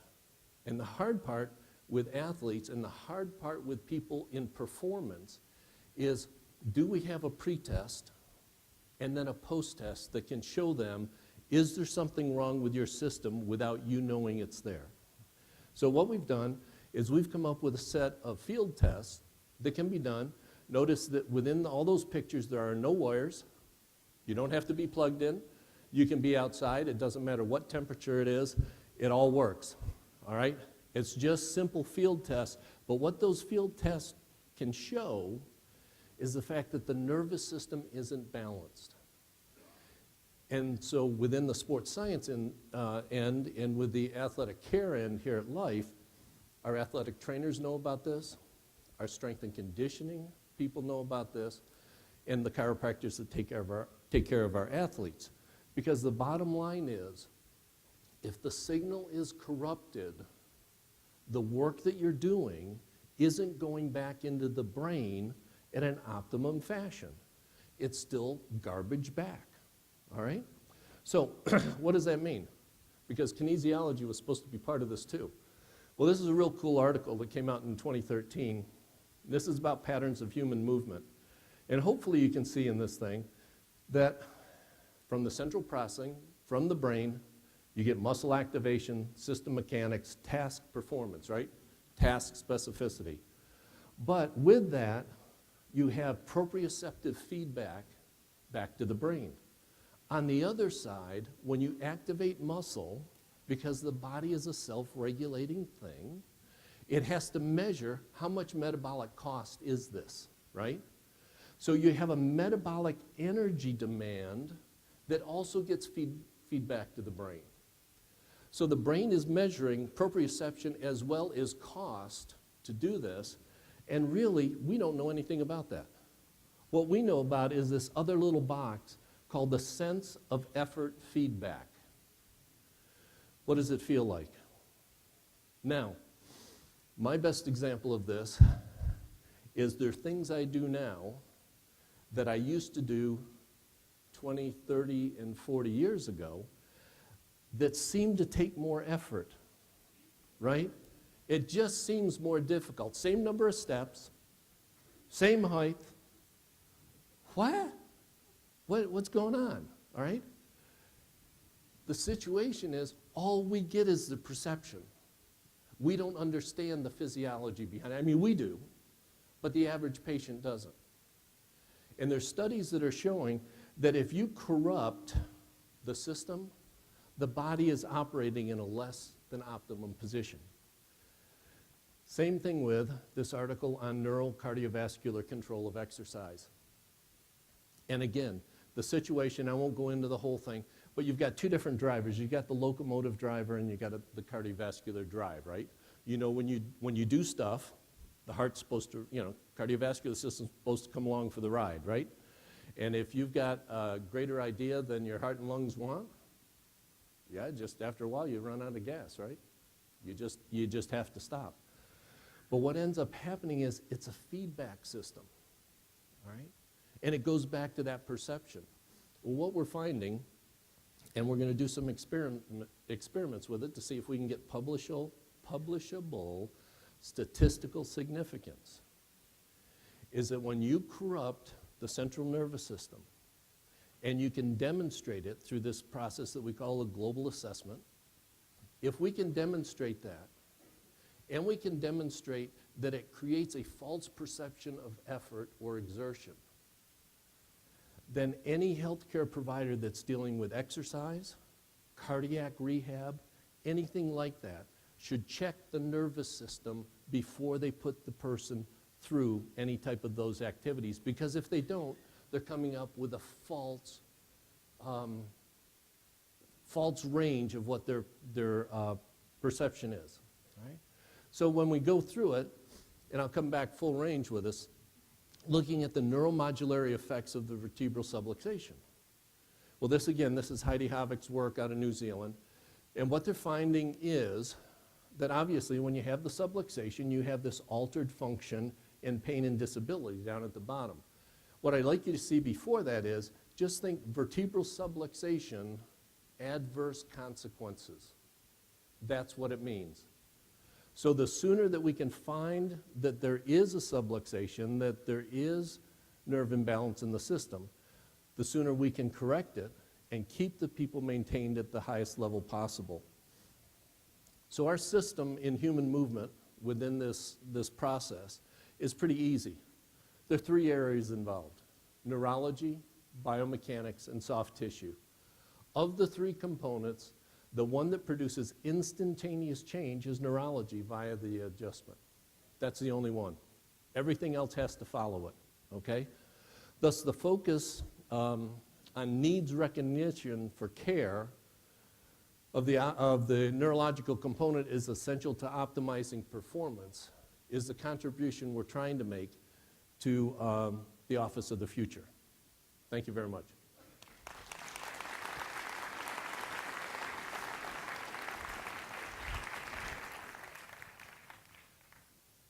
So I have to tell you, the 4 speakers that we had today, I gave them the impossible task of trying to figure out or try to present at least some component of a need with patients for these other areas. And I gave them 15 minutes to do it in, to cover their entire field in 15 minutes. I think they deserve a round of applause. Intense. It was phenomenal. Okay, can I have my slides up? Thanks. So let's put it together, right? Let's put it together and see how we're going to take it out into the world. So these are the 5 areas we've talked about. So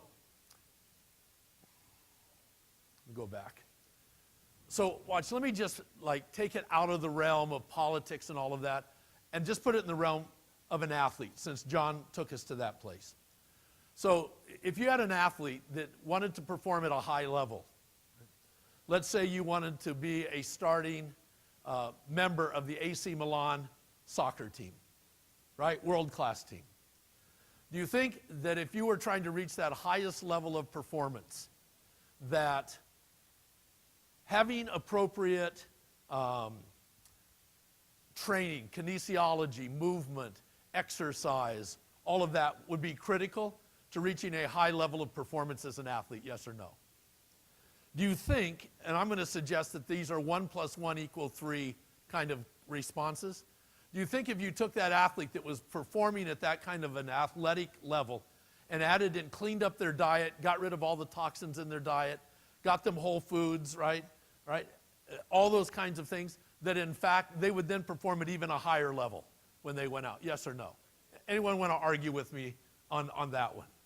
Do you think if you added to that the fact that they were focused, they could meditate, they could visualize themselves performing, that instead of having negative thoughts when they went out, they saw themselves performing in a positive manner, etc., that they would in fact, 1 and 1 again is now equaling 5.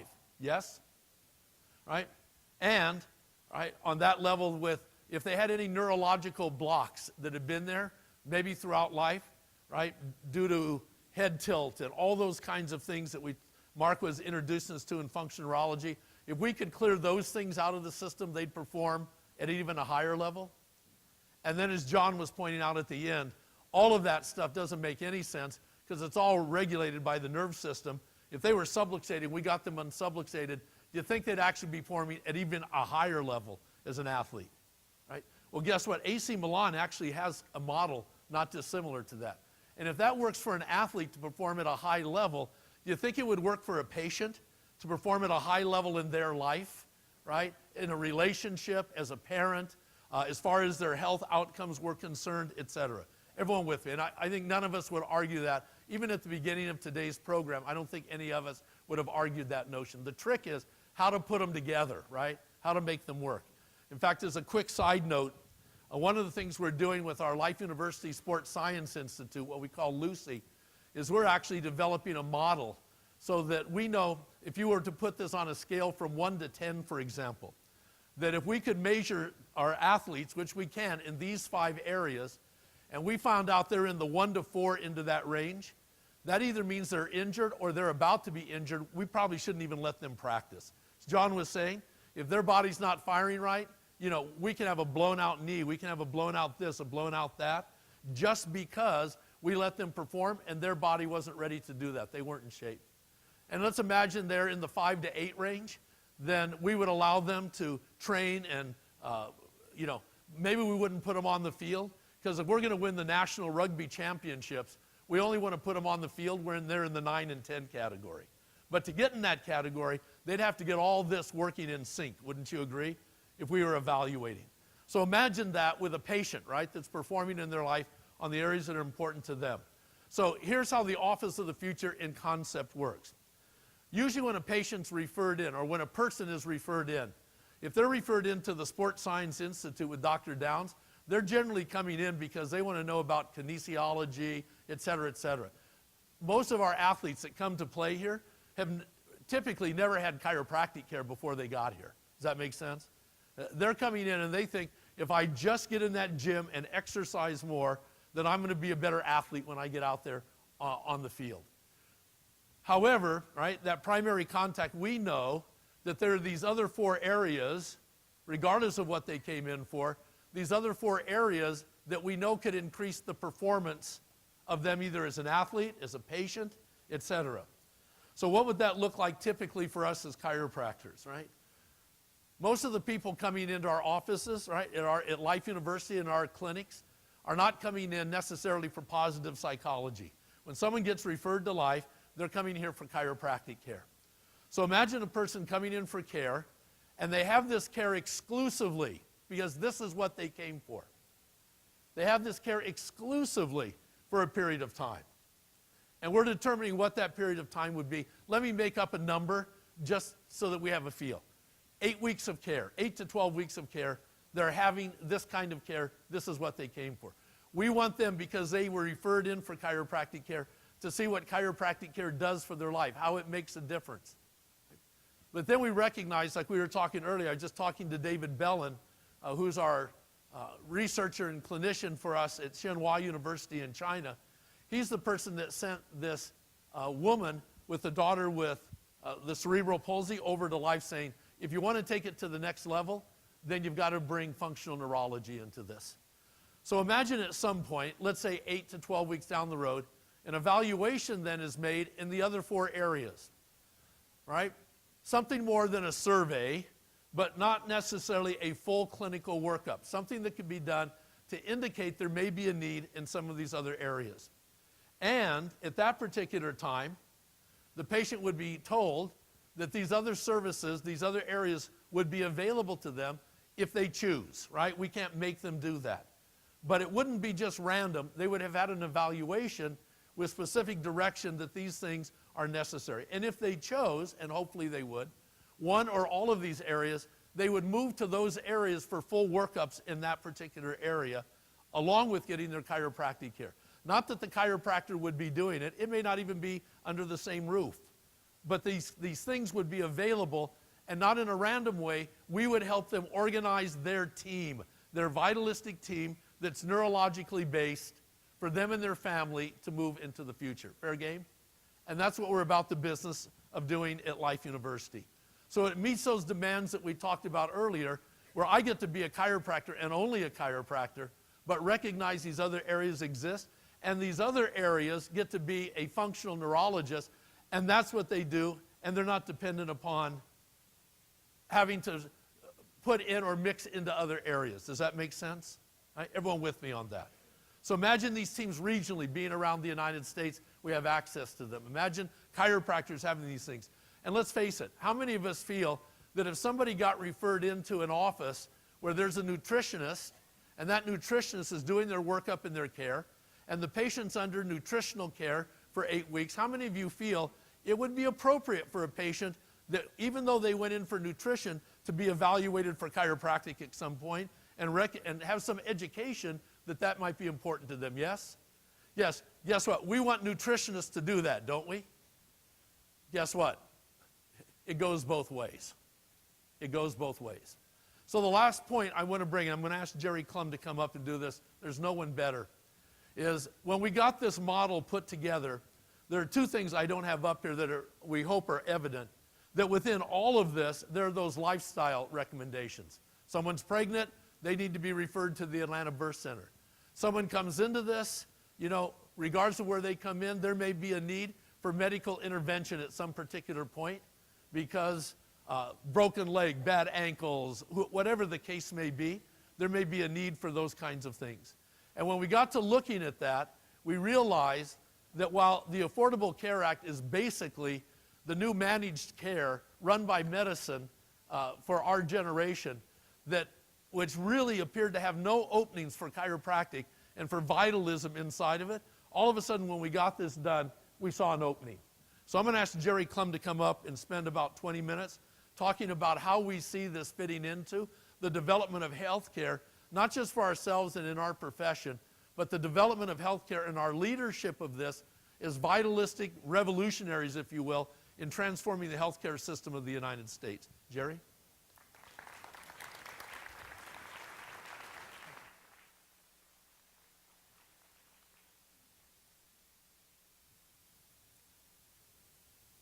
Thank you, Dr. Riekman, and good morning to everyone. The challenges and the opportunities that exist right now in the Affordable Care Act for us are unprecedented. One of Newton's laws is that a body in motion tends to stay in motion. Dr. Riekman began this discussion today talking about the fact that the entire system of healthcare appears to be in motion. There has never been a time in our history when more of the balls that are associated with this whole endeavor that we call healthcare have been in the air. They're all in the air. Now, they're not driven by the things we like to see them driven by. They're not driven by the results that we would like to see patients have. They're not driven by the rational arguments that were laid out by Ian Coulter and that Dr. Riekman reviewed with us today. They're driven by economics. The reality is we have more to be concerned about in this nation over the next 20 years from the cost of health care than we do from all the Al-Qaedas put together. The reality is that if we don't contain costs and if we don't contain the system in its current configuration, it will sap this nation in ways that we haven't even begun to discuss and to understand. So this is an imperative that we need to think about that crosses all political lines, crosses all professional lines, and we need to envision a new system. Now, we as chiropractors have suffered what I refer to as a salmon mentality. If we're not swimming against the stream, and if we're not swimming upstream with the force of the water stretching the skin back off of our faces, we're not comfortable. And we hope that we'll go through life living that way, get to the end, have sex, and die like the salmon. The reality is the system has turned and we don't even know it. We refuse to see it.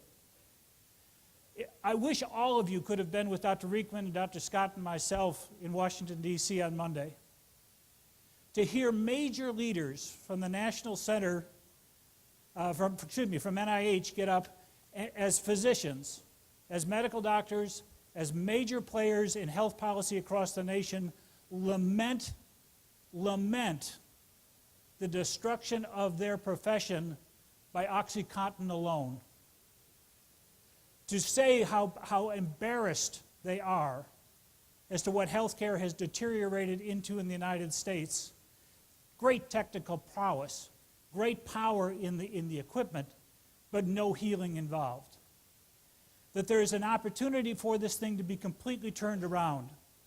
One of the mechanisms through the Affordable Care Act, forget the politics. If you're a D, you're an R, you're an independent, doesn't make any difference. Healthcare reform is here to stay, period. Because of the economics, because of the significance to the nation, it will surpass every election that we have down the road for the rest of our lifetimes, period. It's here to stay. So what we need to understand is what's the system going to be like? Now, there will be the opportunity for you to practice as you always have. If you want to see somebody on a cash basis and you want to see them whenever you can arrange them to be seen, etc., go at it. Nothing is going to stop you with that. But I can tell you that people will be pushed into, and the processes to move people into systems that will provide for a coordinated, integrated pattern of care are at our doorstep. Now, we can continue to be the isolated lone wolf out here, making our case, telling our story as individuals, or we can recognize the team nature of what's going on. The brilliance of what Dr. Riekman has been speaking about this morning and what this institution has been pursuing is that rather than wait for them to invite us into their team, we create the team and place it into the environment when all the balls are in the air and anything is willing to be considered. 20 years ago, this would have been a fantasy. 10 years ago, this would have been a fantasy. The reality is, ladies and gentlemen, the perspective today is that every healthcare practitioner should practice at the top of their license. What's that mean? Top of your license means you do the thing you do best and you do it most often. That process, every one of the speakers today that followed Dr. Riekman talked about the significance, and John capped it off beautifully with the integration that if you lead with the adjustment, the effectiveness is increased in all of the other parameters. It's like a simple mathematical problem. Remember the order of operations in math? If you don't get the order of operations right, you get the wrong answer, or at least you get a different answer. We need to get the order of operations right. This is a process to get the order of operations right within the structure and systems that the Affordable Care Act talks about. Some of you may have heard about patient-centered healthcare homes. Some of you may have heard about patient-centered medical homes. They are the current iteration of what's going on of how to create these teams. And as Dr. Riekman said in the beginning very accurately, in every state of the union, with the exception of Iowa, it is illegal for a chiropractor to be the director of those programs. But what we don't understand is that we talk about these changes as if they're solid, as if they're firm, as if they're here to stay. The one thing that Dr. Scott, myself, and Dr. Riekman left Washington, D.C. with on Monday is there are no experts in the new system. It is so fluid, it is so dynamic, it is so changing, there are only new ideas being put into the system. Nothing's been tested. There's some theories, some good information, but the reality is the one thing we know is what we're doing now doesn't work. We must do something different. That something different is to design this team approach. Health care offered by, centralized by these tens of thousands to hundreds of thousands of spots around the country that we call doctors' offices, isn't going to exist in the future. It is going to be networked, it's going to be teamed, and it's going to be integrated. Now, the integrated concept in the eye of a primary care physician in medicine may look different than the integrated concept in the eye of a chiropractor, and in particular the eye of a chiropractor from Life University. So the orientation we want you to begin to think about today is, in looking at these different dynamics, how can we move this thinking into the current structure of healthcare reform and bring about the changes that the system needs to see? The most pivotal point in this entire discussion is that we are now being listened to, not understood, but listened to in a way that we never have before in our history. Because the magic of big data, the magic of those electronic health records that you hate and you cuss and you carry out about, and are a pain in the keister to implement in your office and everything else, but for God's sake, please do it. Please, please move into the electronic health records as fast as you can. They are the single most important thing for us in the future of healthcare. The more data that exists, the more data that goes into those systems, the better our reality becomes. Each of these systems around the country are looking at ways to configure care, to deliver care, and to pay for care. The more data they have about us, the more data they have about our patients and their performance, the better off they're going to be. You all know about United Healthcare. United Healthcare covers tens of millions of lives here in the United States. They have an analytics component called Optum Research. Optum Healthcare, or Optum Healthcare, Optum Research, Optum Healthcare has cut the data. And we win in so many different areas. They cut the obvious data first, the spine data. We won across the board, to the point that the presenters of this data at a conference in Washington State, or excuse me, a conference call in Washington State earlier last month, said that it is malpractice not to begin spine care type problems with the chiropractors. And it is fiscal irresponsibility for a corporation such as United Healthcare to not cause care to be moved into the hands of the chiropractor. Now, if we take the leadership in configuring a team around providing the most cost-effective, most efficient care, and that team takes out those same thoughts and perspectives that we have talked about here at Life, then we have an opportunity to create a change, a disruptive innovation in the system that hasn't been there before. The concept is, just like it always has been in managed care, we'll gin up this system and we'll plug everybody into it. What we're doing differently at this moment here is you develop the system, and by the way, we'll gin up our configuration of how we integrate with that system. And our task right now is to understand the magnitude of what this system can mean to costs, to clinical efficiencies, so on. The reality across the board is, and this was shocking data from Monday, according to people at the level of NIH, less than 10% of what causes us to be healthy and well is a product of the healthcare delivery system. The other 90%, in their view, are in those 4 satellites that are spinning around that central part that we understand the value of. If we can maximize those values, we can bring about an integration around our concept of health and well-being and be the captain in this team, then we have an opportunity to change the system at a fundamental level.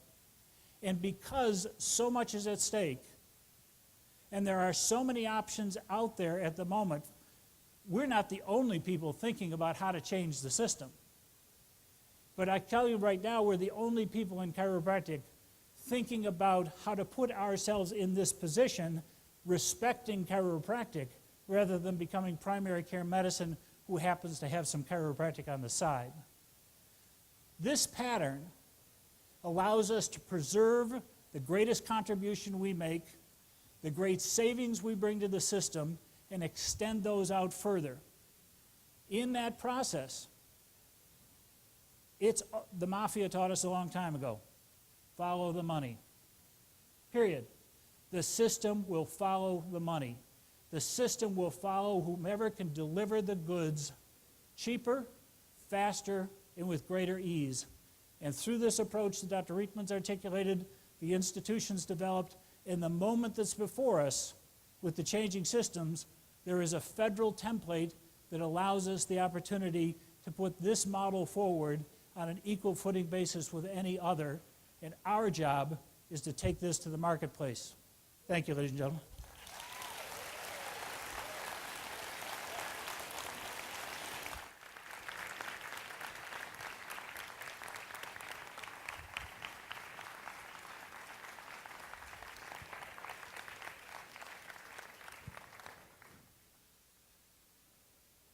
Just love him. He and I went to school together, you know, and we got in a lot of trouble together growing up, right, in chiropractic. Yeah. One thing that Jerry and I have talked about, you know, going back to it, and I'm sure this question will come up, well, if the federal law, the ACA, dictates that, you know, chiropractors can't own one of these teams, so to speak, how are we going to do it? And the answer is relatively simple that we're going to work on with this model. And Jerry, you can correct me if I say this inaccurately. By simply setting up contracts, right? So we know we have other licensed healthcare practitioners that we need in this model when appropriate after things have failed, right? In emergencies, those high-risk interventions versus this conservatism. That by setting up those contracts with people in those fields for that kind of care within this system, we meet the guidelines for the Affordable Care Act to be a patient-centered, not medical home, but we're going to have to change it to a patient-centered health home, a patient-centered chiropractic home. So in fact, while we can't own the system, so to speak, we can function it, have the leadership role in it simply by the contracts we set up with the other organizations that we have to put into these models to make them meet the Affordable Care Act models. Say that correctly? Thank you. So this is something that we're looking at. not only just for a model for us to enhance quality of patient care, but a model really for chiropractic to take a leadership role, and as Jerry was pointing out, a model to literally begin to what we've always dreamed of in chiropractic, use our vitalistic principles to redefine the direction of healthcare in a country. And I think based on all those stats we talked about at the beginning, the world's ready for this. Wouldn't you agree? They're waiting for this, and it's about time that we put it together. So we saw this. This is something we've worked on at Life. I just want to wrap this up. We have about 15 minutes or so. This is really our cry. We believe, see how this sounds now after all of this, that we are vitalistic visionaries, relentlessly committed to creating, and Jerry used the term, disruptive social innovation. Here's what that means. Disruptive innovation is a term that was coined by Clayton Christensen. He defines disruptive innovation as a product or service, I would add in an idea, a product, service, or idea, that is designed for a new set of customers. What that means is this. Here's a disruptive innovation. I saw a rerun of a Good Morning America the other day with Katie Couric and Bryant Gumbel. You remember the crew back then, that team? You know, and they had the morning banter. You know how they get on? They have that silly morning banter that goes on. I believe the year was 1994.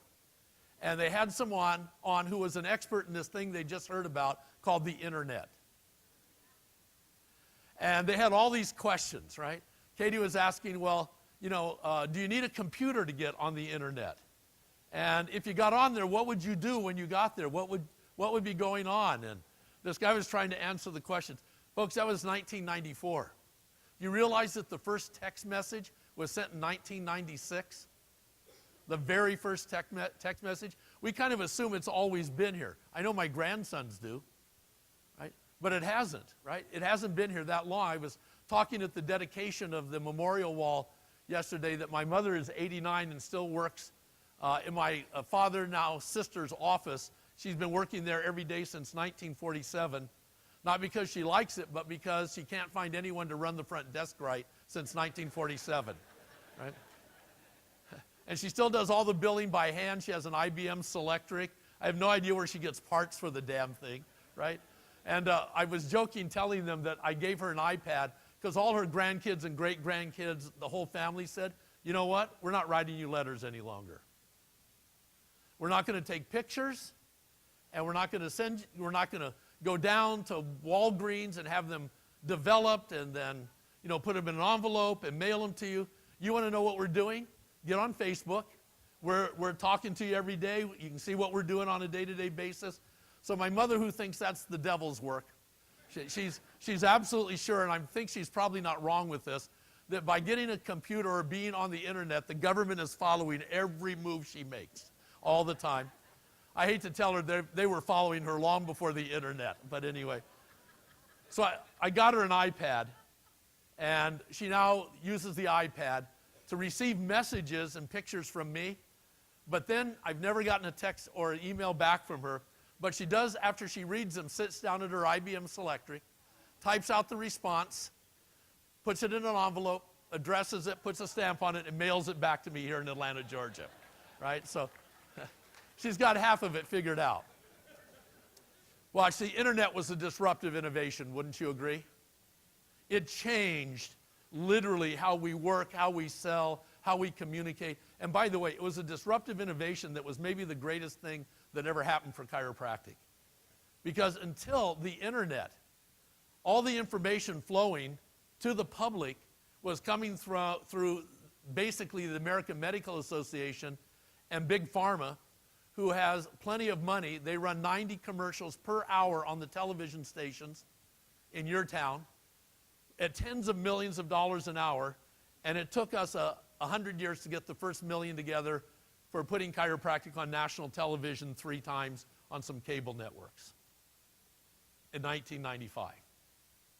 Watch, we just can't compete with that. We'll never be able to compete with that. They won. Until the internet came along, which wasn't dependent on having to spend millions of dollars to be in the system and to communicate our idea. Yes? Disruptive innovations. Right? Christensen defines these innovations on 4 levels. 1, a sustaining innovation. This is an innovation that really doesn't affect existing markets, right? Secondly is an evolutionary innovation. This is an innovation that improves a product in existing markets in ways that customers are generally accepting. You know, you go out, you buy a car, the next, couple years down the road, you trade it in, get another car. You expect the cup holders to be better. You expect the gas mileage to be a little bit better, right? So those are evolutionary types of changes. The third one are revolutionary innovations. These are innovations that, in unexpected ways, but they change things in unexpected ways, but nevertheless do not affect existing markets. And it's interesting that Christensen uses the example of the automobile not as a disruptive innovation, just as a revolutionary innovation that really didn't change too much. And the reason is that when automobiles first came out, they were so expensive that only a handful of really wealthy people could afford them, right? So they really didn't change the existing market. They just became a toy for a few people inside the market. Until this happened, Ford invents the assembly line in the Model T and makes owning an automobile available to everybody, the common man, on a day-to-day basis. All of a sudden now, you have a disruptive innovation, right? A disruptive innovation that literally changed how society thinks, how it moves, etc. Does that make sense? Which one of these 4 do you think chiropractic fits into? Sustaining, evolutionary, revolutionary, or disruptive? Disagree. We are not a disruptive innovation. You know why? How much of the marketplace have we really affected? Depending on whose stats you look at, somewhere between 7 and maybe 11, 12% of the population on a yearly basis. And I know those are a little bit negative. If you look over a 5-year time frame, it's significantly higher. But it is not the Model Ford. Here's a disruptive innovation, dentistry. How many of you in the room do not have a dentist? Someone you see, don't get your teeth cleaned regularly. How many of you do not have a dentist? So watch, I want you to look around the room. Out of the 300 or so, 400 people that are here, there are about 8 hands that went up. 20 years ago, everybody would have put their hand up. Let's say we had a room of the same size of lay people right now, and I ask how many of you don't have a dentist, we'd get those 8 hands going up. If I ask you how many of you do not have a chiropractor you see on a regular basis, that you get checked regularly, you have your family under care, etc., my guess would be way more than 8 hands are going up. My guess would be maybe all but 8 hands might go up. Yes? So we're a revolutionary idea. But we have not affected the existing market in any broad, meaningful way. Not yet. Yeah, not yet. Right? Not yet. We've got to come up with a different model if we want to be a disruptive innovation and a different way of communicating it. Here are some examples of disruptive innovation, right? Communication, right? Changing from email or from postal mail to email. Boy, that was a disruptive innovation. Wouldn't you agree? Here's another one, music, right? Remember when you actually used to have to go to a store and buy a record? And you only wanted one song, but you had to buy the whole album, right? Just to get the one song. And then you couldn't share it with anybody, right? And now you can be flying at 35,000 feet on an airplane, hooked into Wi-Fi, listening to a song, downloading it from iTunes, and you have it along with your other, I think, 5,000 songs that are in my iPhone. And I've only used up a small percentage of the space. Watch, really a disruptive innovation, wasn't it? Photography, right? Photographic film, publishing. Remember we used to have to take something down to a printer? And they'd make a metal plate, and they had a machine that poured out ink, and it went through the machine and all that stuff. And now you can edit films on your Apple that you can buy, anybody has in a store. Right? Transportation, obviously, and disruptive innovation. So here's the real question. Could chiropractic disrupt the existing market? I think it has the idea, but now we need to put that idea not only into the marketplace from a marketing standpoint, but into the marketplaces Jerry and the group are talking about with this Office of the Future. This is Everett Rogers' Law of Diffusion of Innovation. that shows how a product, service, or idea generally comes into the marketplace. As you'll notice, starting on the left-hand side, there are always a group of people that are willing to experiment, to buy, to participate in innovative ideas that come along. These are the people that bought flat-screen TVs when they cost $40,000 when they first came out. These are the people that stood in line and actually camped out overnight when they heard Apple was coming out with a new product. Right? These are the people like me in 1984 that bought one of the first telephones that you could have in your car. And they cost $1,700. And they had a piece of equipment you put in your trunk that took up your entire trunk. It had wires that ran through. They drilled a hole in the top of your Jaguar to put this coiled thing up. Then it had wires running up through the car where there was a handset with a coiled wire like you'd have at home on the old handsets, and you'd pick it up. And you could only talk to other people that had them. It wasn't like you could call the restaurant. You could only talk to other people who had one of those units. So, yeah, you had to lean over, right, when you drove and you were talking. And there were only 10 people. So I used to talk to 10 people in LA that I had no idea who they were, right? Just so I could use my phone every now and then that I was paying $1,700 for. Wow, things have changed, wouldn't you agree? Right, the innovators, right? The next group are the early adopters, right? These are the people that once they see it's there, they want to be known as one of the first people that have these things. You'll notice that when you get to about 15 to 18% of the population, that all of a sudden a tip occurs, what they call the tipping point. And at that point, the next two groups, which make up 68% of the population, automatically accept the product, service, or idea as if it's always existed, right? They don't even think that they chose it, right? They just begin to participate. So I'll put something that some of us who are a little older remember. Remember when they used to have smoking on airplanes? Right? Yeah, I love that, right? And then they tried to, the 2.5% of us screamed and moaned and wrote letters and complained, and they tried to accommodate a little bit. So they'd have no smoking sections on the airplane. So first class would be 2 rows. Row 1 was no smoking, row 2 was smoking. Let's face it, if you're on that can, everybody's smoking, yeah? If one person's smoking, everybody's smoking. And a few more people adopted the idea, and they complained, and they used to have those little cards that they could change from seat to seat, so they could adjust, because they promised you a no smoking seat if you wanted one, but they never knew how many no smokers were going to demand a seat at the airport. So they had a little card that they could pin in the top of the seats, and they'd move them forward or backwards to provide no smoking sections, right? Remember some of this? And then all of a sudden one day, literally, no, not one day, in 1 week we showed up and every airline had outlawed smoking. And today no one would even think about smoking on an airplane, would they? It just tipped. When was the moment when people decided, I'm not going to go to a dentist only when I have a bad tooth.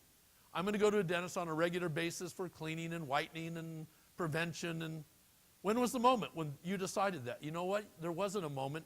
It's just everybody did it. You understand? Tipping point. Right? And then there's the laggards over there. That's my mom with her iPad. Right? As Simon Sinek said, these are the people, the only reason why they bought touch-tone phones is because you couldn't buy rotaries anymore, right?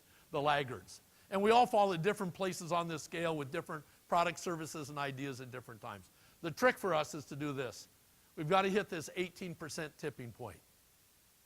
And so we're working on that at Life University. It's one of the behaviors, one of the actions that we're in the process of doing. Please write this down because people have been asking me as I've moved around the room, how do we get all that video stuff that you were showing, you promised us was for free, etc. And here's the deal. You need to go to a web page called Amplified, but AMP, A-M-P, right, small case, A-M-P, capital L-I-F-E, small case I-E-D, Amplified, right, Amplified. So take off on the word, Amplified. It'll take you 4 minutes to sign up. I won't go into the web page. It's a genius thing. It costs tens of millions of dollars to set it up, but Amplified, right? So when you go there, you'll sign up. It takes about 4 minutes. It's free, right? It's free. We want you to sign up. You'll also find a page when you're signing up or a section will take you to, where you check off all of the social media sites that you're on. Facebook, Twitter, Pinterest, I don't know. There's a whole bunch of them. There's like 20 of them there. You just check off all the ones you're on. What's great about this webpage, or one of the things, is in today's world, if you put something out on Facebook and it's formatted for that, then you got to reformat the whole thing all over again to go out on Twitter. And they have to reformat it all over again to go out on some other social network. This webpage does that automatically for you. So if you push it out to people in your practice and they're on Twitter, they'll get it even if it's pushed out on Facebook. Does that make sense? Right? It's great, right? That's why this thing costs $10 million. The other part is this. Here's what we're asking to do. We're asking you to get I'll use Facebook terms, 1,000 people to like your practice, and you've got a little over 2.5 years to get that done. By the way, you'll get it done in a month as long as you put a computer or an iPad out at the front desk. And as the patients are leaving saying, you know, we have a Facebook page for our office. We'd like you to click on, put your information in, and like us on our Facebook page. And I promise you, 9 out of 10 of your patients will do it automatically if they haven't done it already. We want you to get 1,000 patients to do that within the next couple of years. Does that make sense? Now, the great benefit of that is that every day you go to Amplified and there's all new information, new videos, new posters, new information, and you can download any of it that you want and hit a button and it'll go out to those 1,000 people that are in your practice. So it's great marketing to just every day be putting you in front of those patients that are coming in to see you. Does that make sense? Here's the other part though. My job, yours is to get 1,000 people signed up. My job is to get 20,000 chiropractors to do it. Do the math, 20,000 chiropractors times 1,000 people, if we push something out, that's 20 million people. Let's say that only 5 of the 1,000 people in your practice see it, something, and say, you know what, that's so good, I'm going to send that to my uncle. By the way, more than 5 will do it. 5 is just a ridiculously stupid low number because I want to make a point. We get 20,000 chiropractors, 1,000 patients each, 20 million people, 5 of them push it out. That's 100 million people. We can talk to 1/3 the population of the United States instantaneously. Does that make sense? On September 18th of 2017, right, a little over 2 years from now, September 18th of 2017, we're going to put out a powerful film about 20 minutes long on the whole history of chiropractic, our dreams, our vision, where we've been, the battles we fought, where we're going, how we can create a new healthcare system. And with the push of a button, we expect somewhere between 100 and 200 million people to see it. But you got to do your work. If you don't build the network, this is just a waste of time. We'll put it out, 3,000 or 4,000 chiropractors will see it. Some of them will like it, some will take pot shots at us, and next month they're looking for the next thing as we're complaining about not getting out to the public. Does that make sense? So you do your job, we'll do our job. We have over 5,000 people on it already, right? So we want you to do it. And we put something out, we won't have time to show these things, but we put stuff out through Amplified. We have a thing called Kid Natural. It's a kid talking about different aspects of health. And they've come out. They come out every 2 weeks for a year. There's going to be 26 of them. They're already out. There's probably 8 of them out already. And they're all on Amplified. You can go get them, send them out to your patients. They're really cool, right? So we've got stuff for kids. We've got stuff for adults. You get to go there every day, and it's all free. You guys want to move this at the back? You guys need to do it on my computer. Right here, turn this on. It just isn't embedded. Just hit the cursor. There you go. Thanks. Here's Kid Natural. Lately, I've been getting a lot of messages asking who I am and why I've been doing these videos. So here at Kid Natural headquarters, we decided to take some time to fill you in.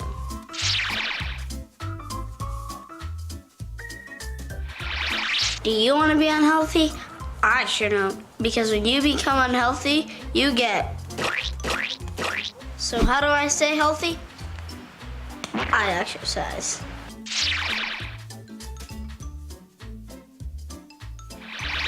Some people say, I gotta get a flu shot. Get a shot? That's crazy.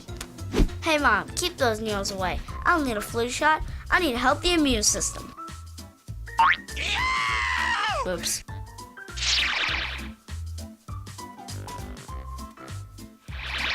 Would you ever eat this pile of sugar? Well, when you drink a soda, that's just what you're doing, buddy.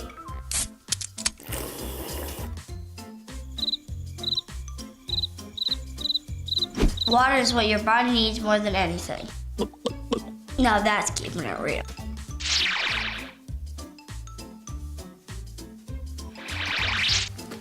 Does someone really need to tell you not to smoke? Well, since 45 million people in the United States are still smoking, I guess we need to do this. Cigarette smoke has formaldehyde in it too. Know what else does? Dead bodies. So does someone really need to tell you not to smoke? I don't think so.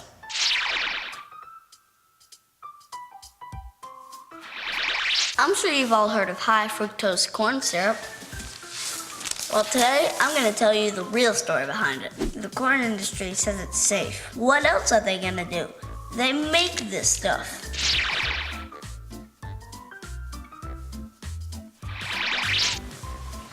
This says my body is 100.2. My mom says I'm sick, but I think I'm doing just fine.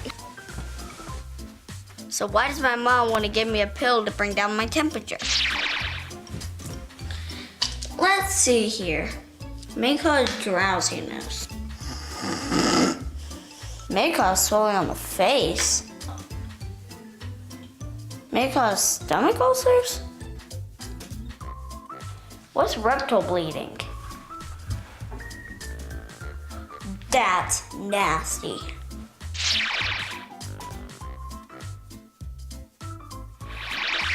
Shh. I'm trying to make my body do nothing. But that's impossible, because even when I'm doing nothing, my body is doing all kinds of things, because my central nervous system is working all the time. Your central nervous system even does things you don't notice, like make your heart pump, make your blood flow, and digest your food. Everything your body does is controlled by this system. My mom takes me to see a chiropractor regularly. He makes sure my head and spine aren't out of whack and helps my central nervous system to function at its best.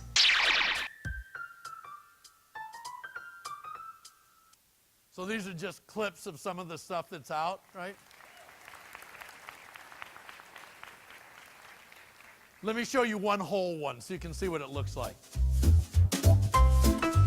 This says my body is 100.2. My mom says I'm sick, but I think I'm doing just fine. See, bacteria and viruses can only live at a certain temperature. Since your body is real smart, it can raise its own temperature. So the bacteria guys die. Bye-bye, bacteria guys. So why does my mom want to give me a pill to bring down my temperature? Let's see here. May cause drowsiness. May cause swelling on the face. May cause stomach ulcers. What's rectal bleeding?